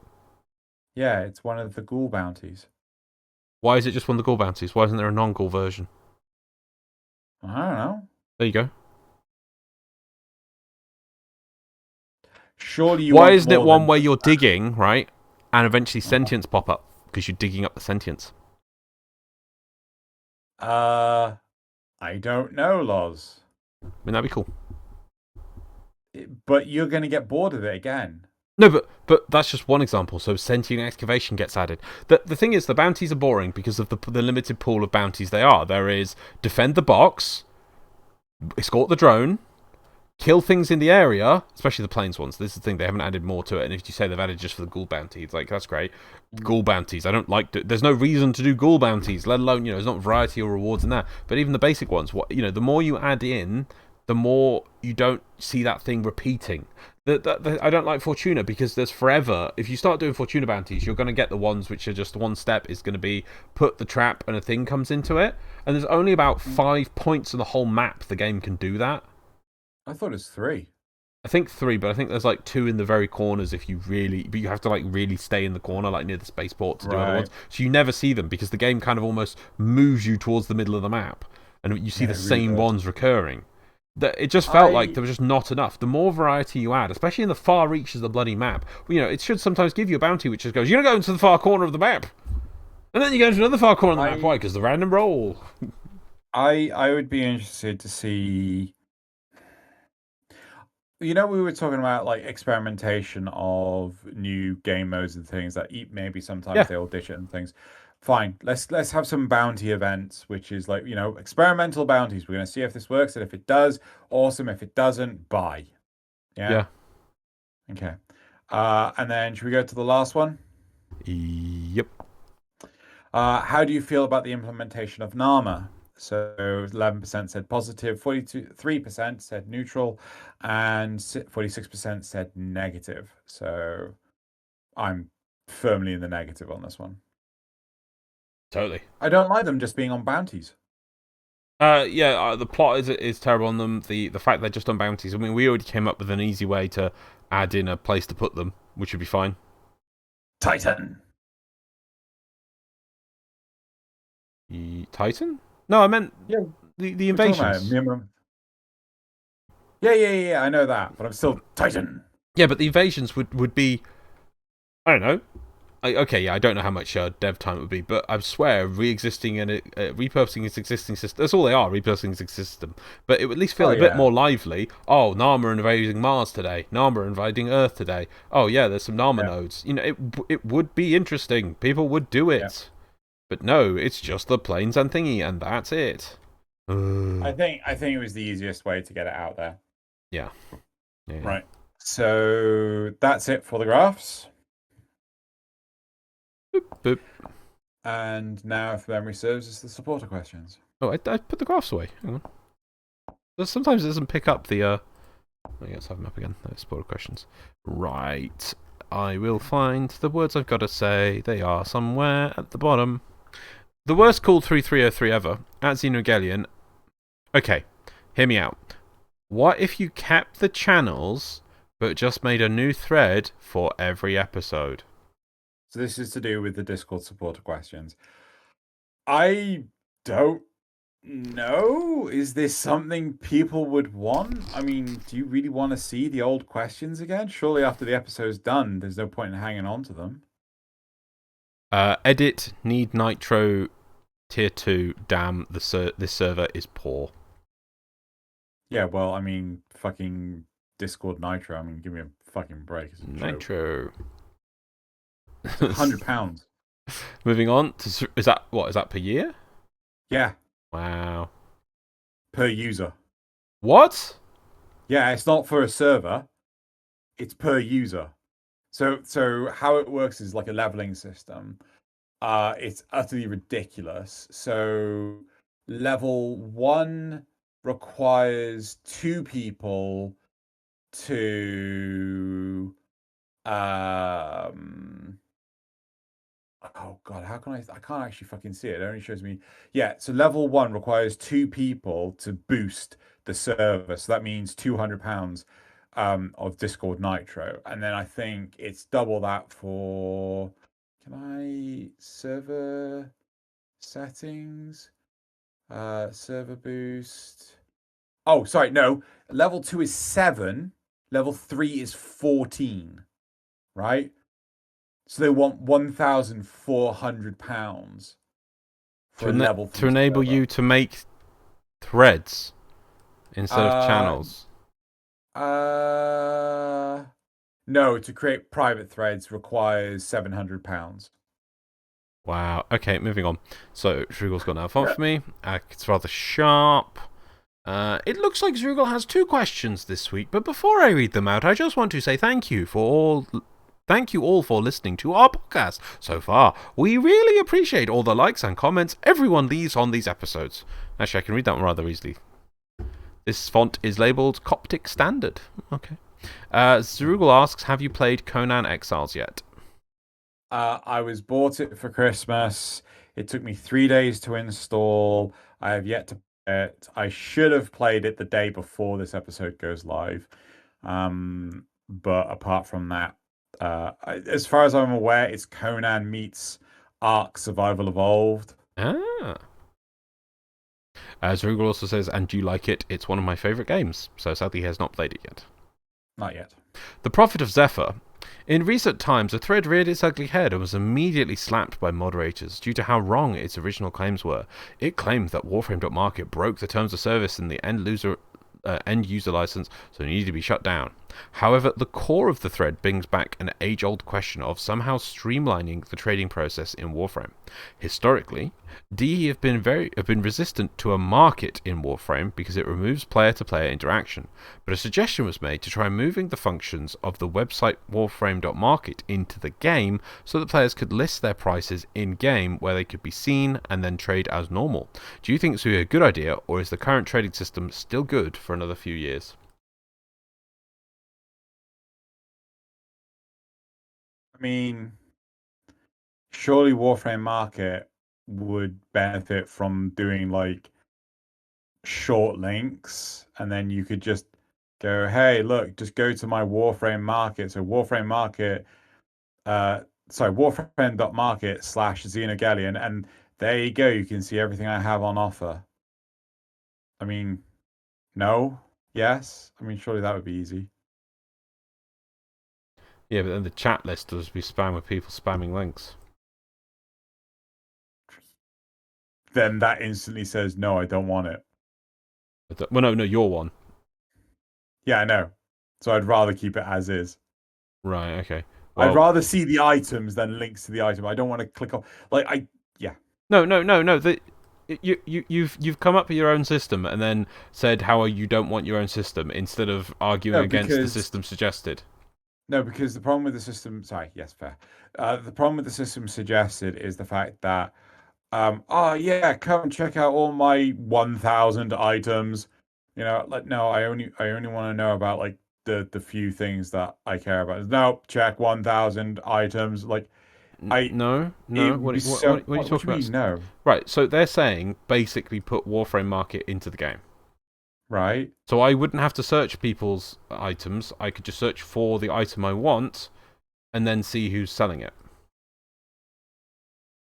in game without having to minimize. Steam? What do you mean? Put it in Steam. That'd be cool. You got a Steam web browser? Yeah, that'd be cool. Well, you could. Yeah, you could. That's how you can do it now, though. Right. Right. But that does one. PC superiority there. I mean, think we do have other platforms to play on there, by the way. No, what are you talking about? Crossplay. Right. Problem solved. Everyone plays on a toaster. Not lying. Huh? Everyone will play on toaster. Hey, why don't we get it on Stadia, and then you can say anyone can play it on anything. You just need a screen. Anyway, though, but isn't it on Stadia? Is it on? No, I don't think it is. Oh, okay. Because if it is, I'd probably play it on Stadia. No, you wouldn't. Yeah, I would. I can play it at work. No, you wouldn't. You can get around all these like I really wish Stadia was more effective because I remember when Stadia came out and I did sign up to it and I bought Destiny 2 on it. That's the problem. The problem with Stadia is its monetary system is stupid, absolutely stupid. I had to rebuy games I already had, that kind of stuff. But like all these university policy things about not installing things or whatever. It's like no, you just go. Yeah. It's like okay, I'm now playing Destiny 2. Just got right around it. It's ridiculous. Yeah, so I'm pretty sure if Warframe's on Stadia, I'd be playing it. It'd be its own bloody platform, though, knowing how bad Stadia is. Yeah. Right, but so I think you could put Warframe Market in game, but to be honest, I don't really think for the amount of effort you put in, people who want to trade will just navigate towards Warframe Market as it exists. Yeah, it's. I think there's not enough of a reward for implementing it. It would be good, but you've already got Warframe Market, which is quite established at this point. It's a silly amount of work to get it to get that in game. Yeah. When I'm not a fan of it, but the third-party solution is set up, is running, has prominence in the system, and people are aware of it. I mean, when I trade things, that's where I go. So it's also got a dedicated development. Yeah. You know, so like the people that are working on it, they're dedicated to working on it. Separate from Warframe. The game. Yeah, Warframe. Like everyone kept on saying for the longest time that DE had a dedicated internal team that focused on Conclave. No. They just had developers that would look at the Conclave every single time there was a new Warframe or new weapon brought out. But then that team dwindled away into nothingness because no one plays fucking Conclave. Well, but that's part. It's partly a repeating cycle there, by the way. Their own What do fault. you mean? Well, if you have a dedicated team working on it and improving it and balancing it, then people will have a reason to play it. But they went, oh, no one's playing it, so we'll reduce the team number, and then it just became worse of a problem as some weapons became more No, no, OP. no, no, no. It wasn't. It wasn't. They volunteered to do it, Yeah, I know, right? but And they no, stopped no, no, no, no, volunteering. no. But I know they're volunteering to do it. But the fact is that the management could be like, right, there must be a dedicated team for volunteers to start with, and if someone comes off, someone has to be put on the team to work on it. There must be a Maybe. team working on it. If you want to maintain something, you have to have people working at it. You can't be like, oh no, if because what's the other? Let's flip on the case here. If people did really love working on, really love playing Conclave as it was, do you think they'd go, let's put more people on this to support them, or oh, that's working really well, let's not put additional people on that because it's already working really well. You see, they don't put the effort in to make it work, and then when it fails, they take people away because it's failing. Like, No, what? I don't think that's how it worked. I think honestly, it was down to the reception from the players. I mean, you know, there's only so much that the developers can do. Like, No, it you're wrong. wasn't, oh yeah, no, we got a network. We've got a network. No, no, no. This guy was just balancing the Yeah, numbers for like the because burst and right, things no, like no, that, but right, okay. When I not say because of how piss poor the networking code no, was. it's not about network code at all. I mean, I know people say it's an issue. I would still play with the terrible networking code. The problem of what Conclave needed is it needed weekly brawls where each week they'll come up with a new game mode, like they used to do in the past, where they'd have an Opticore one-shot game, or the Snowball game, or the Swords and Nunchuck one game that was like, that's you were limited to that. Each What was week that needed a called? brawl. Huh? I can't remember what that one was called. I Oh yeah, loved you know that what I one. mean? It was sword something or something like that, right? They need to come up with ideas like that, and then now they could be, if it was still going, it should do that's when they could put the test bed in. If everyone is a Grenier, that kind of thing. So each week Yeah. should have been a brawl, and hey, put a stalker mode in where one player gets to play a stalker in the conclave, and everyone has to beat them with just basic latos and scanners or something. Each week they could have been doing that, coming up with new game modes. Next week is low gravity brawl. Next week is players are all the size of Titania. Players can all fly. Everyone's Titania brawl. Everyone's Grendel brawl. And it just, even if you don't have the frame, you can just get in it and you can play their fun game mode. Right? They need that. Then they should have had a team working on leagues. So somebody each month or each let's do 4 a year. There should be a league system for it's just for fun, just for cosmetics. There'll be no gameplay rewards, and anyone who participates in that, no matter the top of the end, you get given a special mod. Maybe you could even have the what the silly mods with flowers out your head called? Peculiar. Peculiar mods. That'd been a great place for it. If you take part in that thing, that's a peculiar mob. A bit like Nightwave, but for Conclave. Just simple rewards, and there'd be a leaderboard and people trying, best. Would it be balanced? Would there be people cheating? It's okay until it takes off superly and becomes a massive pull to the game that it's actually drawing players in. Don't worry about that too much. Who cares if you're not number one ever? You're just giving out emblems and armbands. It's not unless they're easily to pick up the cheating. Then but we're not going to like try and get every game to be the most utterly balanced thing. It's all just for fun and giving things. The same thing with Lunaro. Let's put in some Lunaro leagues. Let's put in some Lunaro balance matches, or give the ability to do that, and support. Let's put in Lunaro skins and Lunaro the set decorations for rewards and things. And so there's the team who's producing content. I really don't know. I'm going to put a question in for, do you guys like the sound of Loz's Conclave improvements? I just think that too many people are going to say like no, because the networking, like if we're not even touching the network code, which is more often than not the complaint I hear every single time Conclave is brought up. And the only way to fix that, dedicated hosting. I honestly think, right, the people, yeah, I agree with your dedication, I agree with the thing, but to be Yeah. honest, if there was more game modes, more things, just for a bit of fun, I think people would play it more. And if there were more people playing it more, other people would play it more. Because the problem with of this whole Conclave thing is I'll go here, let's just push that, I have no idea. Is this going to find me a game? I have no idea if it's going to, oh, it will. Oh, wow, okay, Annihilation at least found me people playing. But I bet you if I put the team games, it would find me anyone playing, or if I pick Lunaro. And that's the problem with it, is that, the time it takes to find a game. Let's see how many people are in here. Is there anyone in here? Oh, no, sorry. It hasn't found a game. It's just making a game. This is the issue with it, right? You've got to get people playing it and inspire people to play it to start with. Before you go, the networking code, the networking code. I don't care if it's balanced. I don't care if I'm, not being the best player. If I just want to play the game, I want to have fun. I want a different game mode. I honestly, I'm interested to know what the fan base think, but maybe I just don't think Warframe has any. There was a time when they did the new Conclave system and they scaled it back to just starting Warframes and starting gear, and it was rather limited in the pool. Loads of people were playing it. Loads of people were playing it. It was great fun. I could get a game easily, just like that. Bam, game. Then they started expanding it, and then there was issues because then things like, what was it? What was the first one? It was the Knuckles. I can't remember what they're called now. Knuckles on the feet and the hands. As you do this drop kick thing, that was overpowered, and then it was the Jack attack. The Jack attack, you see, but the starting thing when it was literally just Scanner, Bratton, Lato, basic stuff, Latron, basic stuff. It was great fun.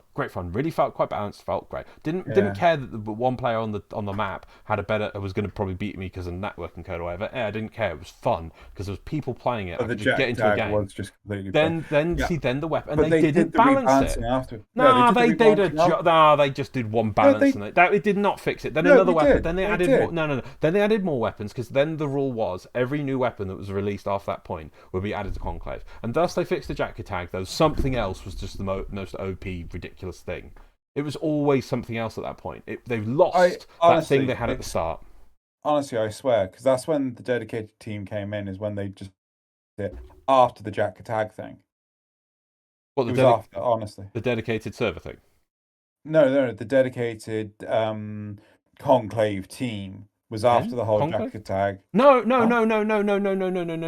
You're completely wrong on that. They stated it when they start again, because that's what this team was doing. That every weapon that when they started again and said we're starting from scratch and you're just on this basic stuff, that's when they said about it. It wasn't the Jack attack thing, that came later.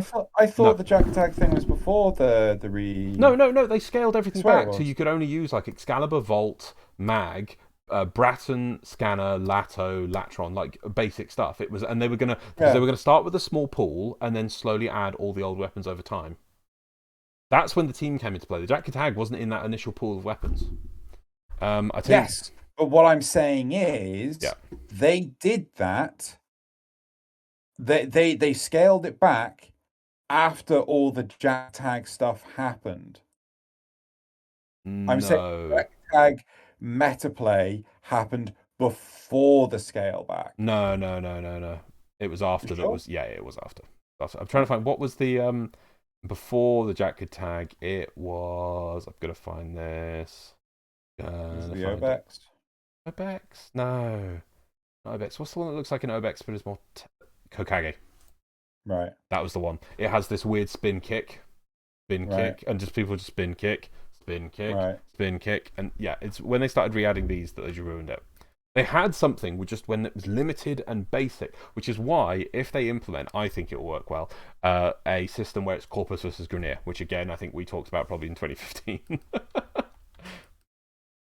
Right. Should we continue with the rest? Prophet of Zephyr. DE are starting to come back to the office with the first hotfix of the year launching last week as of this video's release. The question still hangs over our heads. Deviri when? Oh, don't. No. Just don't. No. Next. No. That's it for those. Can I just say, I think I've been watching Mogama's videos too much on this. I don't even want them to talk about Deviri till 2023. No, I want them to talk about it when it's coming out. I don't want it. I don't want this year. I would expect them to plan for it to come out in 2023. I don't want them to even. I want to do other stuff. I want them to focus on. Deviri should be 2023. Well, I just don't think we should have another open world. But I mean, whatever. Or it's either an open world or a cinematic quest, and either way, it should be 2023. They've announced it's an open world. 2023. Don't care. Don't push it away. It shouldn't. I don't even hear the word until next year. Wow, you've been watching too many Megami videos. Oh no, if I was doing that, I'd be like, hey guys. So, all these players are hating on the game. This is the year of doing right by Warframe. This is the year of doing right by Warframe.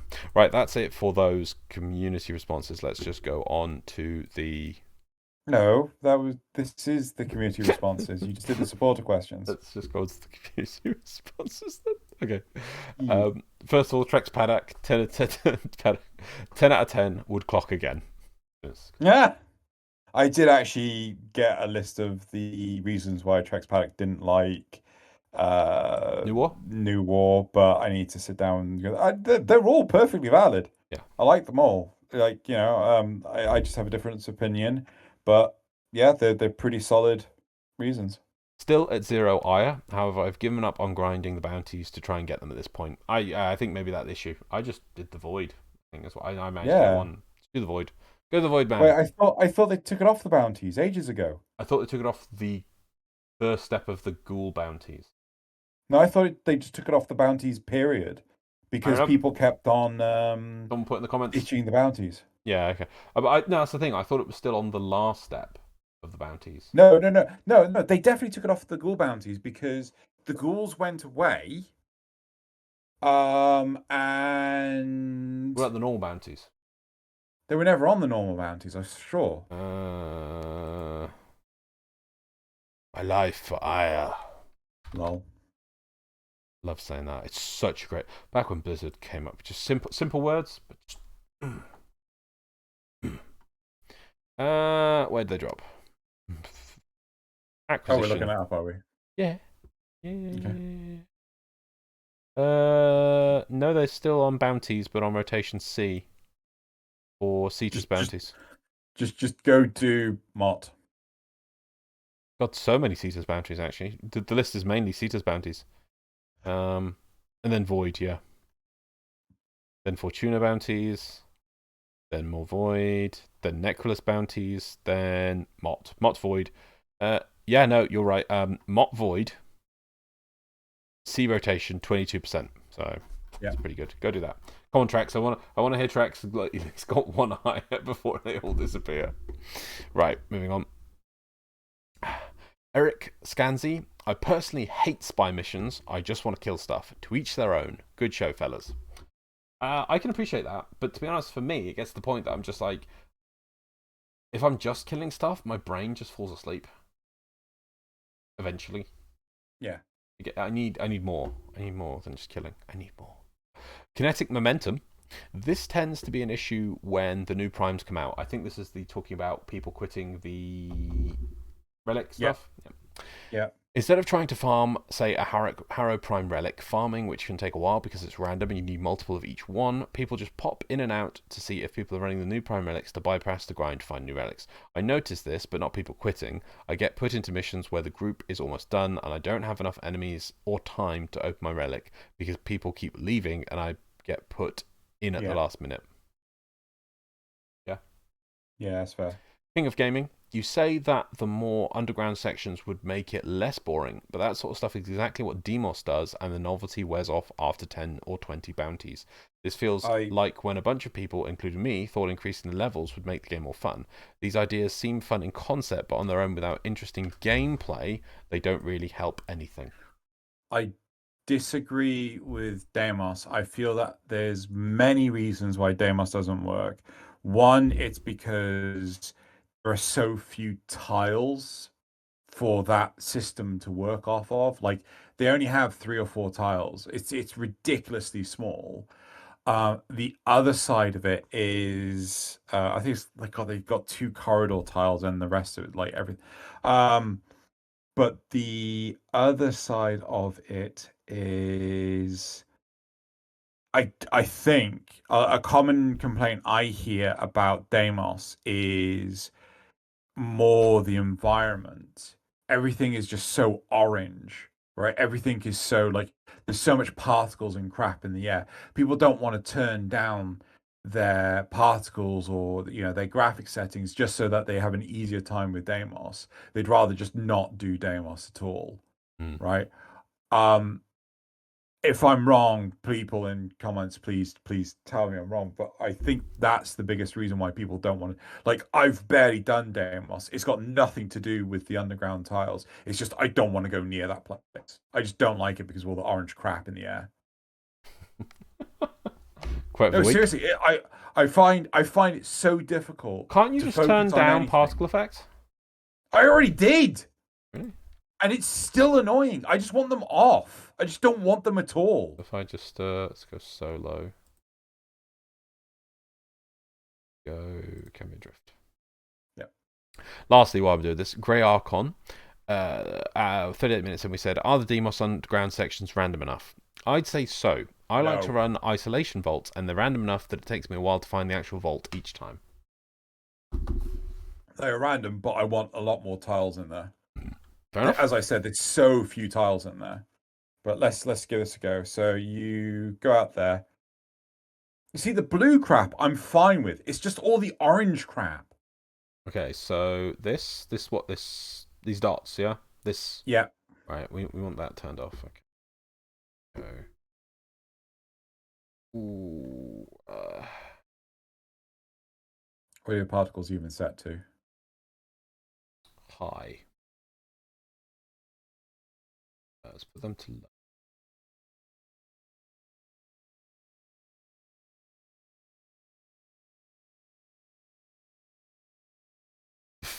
It's not made a difference. It's like there's no difference. So this is what you hate, yeah? These dots. This. Yeah, especially if you go.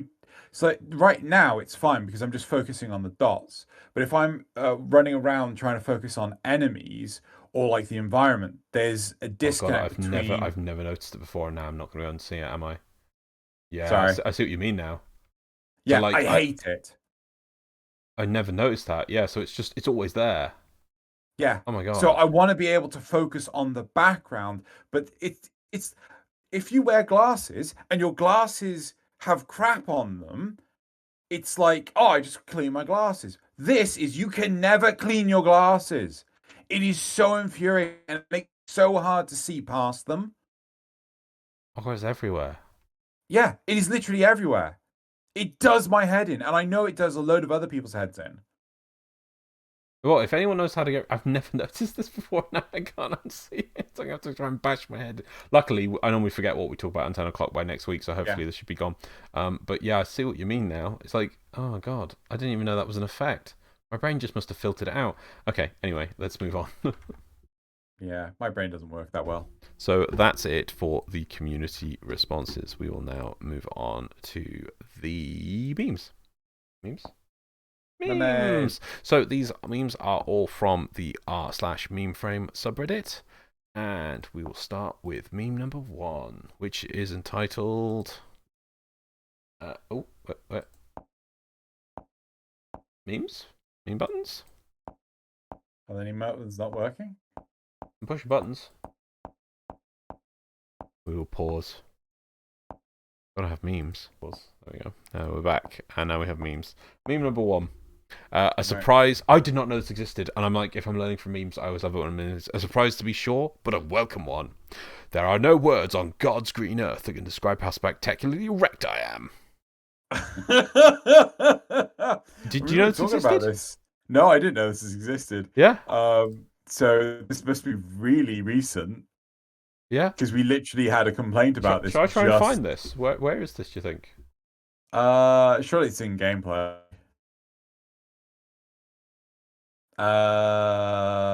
Controls.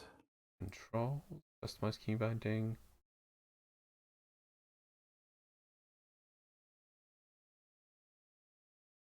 Invert tap hold abilities. Yeah. This has got to be super recent. I do not know this was here. Yeah. Good. Right, that's it. Always learning from memes. Meme number 2.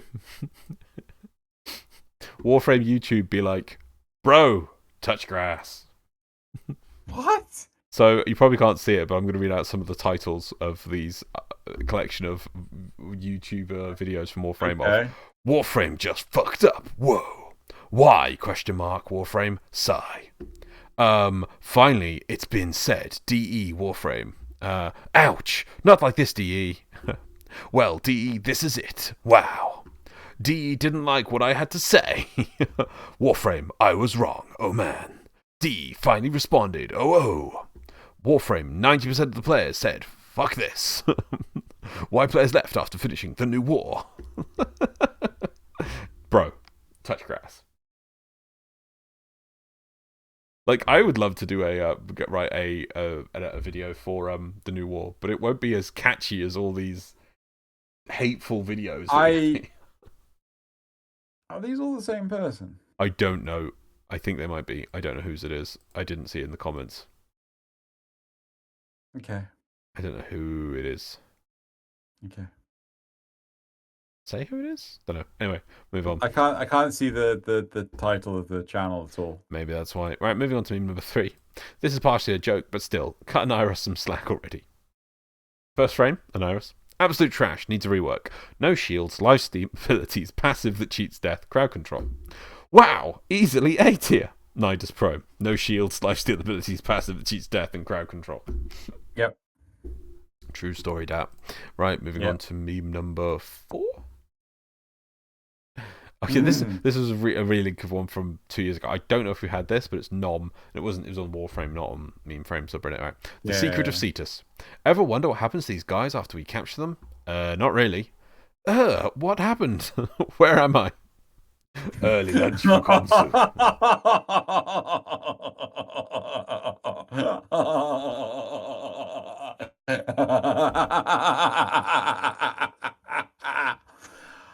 Oh, primed average, you son of a bitch. Meme number 5, which I feel this is me here. Sadness. Okay. Me watching people beat all 3 Eidolons in under 10 minutes without Rivens, while my dumbass can't beat the Terror List with my best gear after playing for 6 months. I can solo a Terror List, but I'm still kind of in this thing, like people who can just like, oh, it takes us 10 minutes to kill all 3, and I'm like, nice. Yep. It's nice. I don't get it. All right, and the final one of sorry, this is a little bit of a mini dig at DE a bit because everyone's been taking the piss out of this one. People did videos about how this is like, oh my god, it shows how DE. Blah. I'm like, no, I think this is just a bit silly. Warframe, if you didn't know, they put out a tweet. Yeah. Prime Warframes are the ultimate weapon to fight. # the new war. Here's how to earn them during Prime Resurgence, along with other helpful tips. Now, people don't appreciate that this is probably just the advertisement team being like, hey, why not? Why not just do a thing? And like people who have finished the new war. You don't need Prime Warframes to finish the new war, but it's just totally do. It totally. I mean, like, didn't you take your Excalibur Prime? Yeah. Yeah. Well, I mean, you don't know. Clearly, yeah. If I didn't, if I don't take, you know.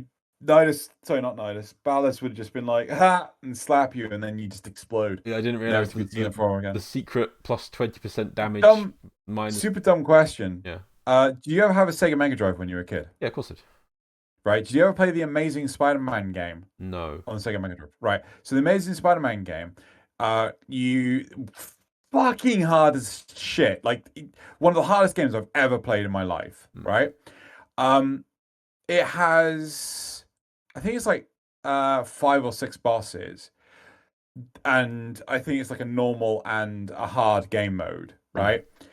Or it's like easy and hard, but super insanely difficult. But if you played it on easy, after you defeated the 4th boss, the game would tell you, I just have to try harder. So you have to play the hard game mode in order to get to the 5th boss. Sorry, the 5th boss. And it's just like, what the fuck is this shit? Seriously. Wait. So not only instead of giving you the full experience on easy, just making everything easier, easy was just like, okay, you only get like half the game. Yeah. Go try a harder game mode. Well, actually, I think it was like it gave you like 4/5 of the game, but still, and hard was like, sorry, easy was so difficult in and of itself. I'll have to show you gameplay afterwards.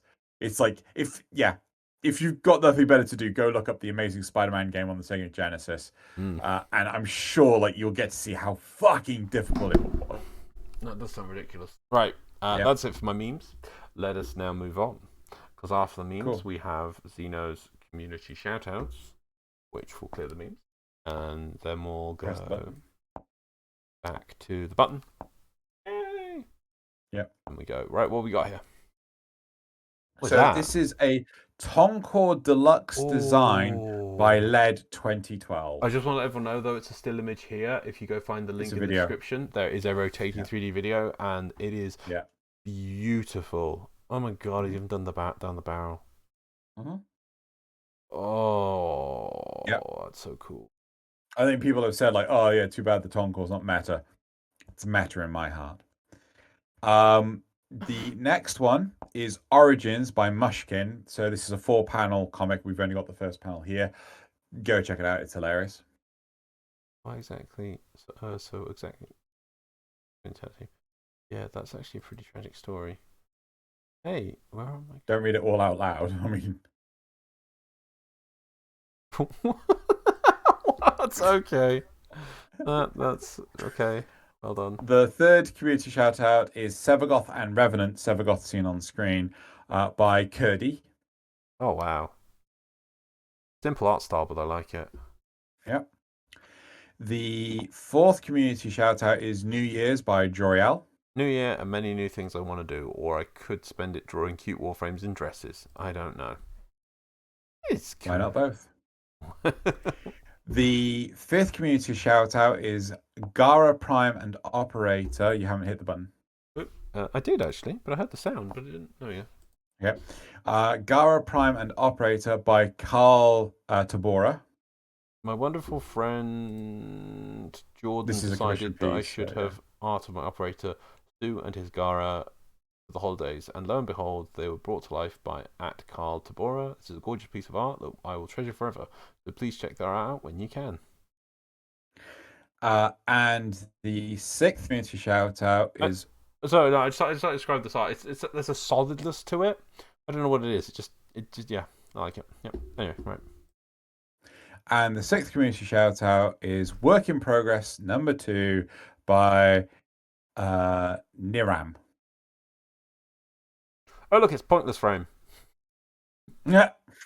Sorry, no, I'm gonna. It's crucial during the new war. It's absolutely crucial. Absolutely crucial. Uses its special plot link elements. Someone, I can't remember who it was, that told me apparently there's a bug that if you actually do it with Excalibur Umbra during the majority of the cutscenes, Excalibur Umbra is just walking around the environment. Oh my god, if anyone has footage of that, I'd love to see that. I'd love to see that. Yeah. Right. That is it for the community shout-outs, and that is it for the show as we close out on this absolutely gorgeous menu with all those options to... Outro. Yeah. Okay, it's gone now. Right. Gone now. Well, yep, that's it for this week's episode. Look, it's now forever in our dreams. No, yeah. I just want to point out how I do feel a bit sad that before the new war, we were like, oh, the endless war, the wait for new war.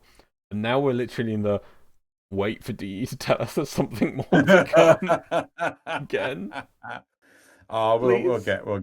I'm sure we'll get a dev stream soon. Yeah, I'm sure we will. Hopefully, yeah. You're saying yes. You're saying first last week of January, yeah. I think that's my. I think mine's first 1 or 2 weeks of February, but we'll see. Hopefully we'll see about it next week. So goodbye, everyone. Bye.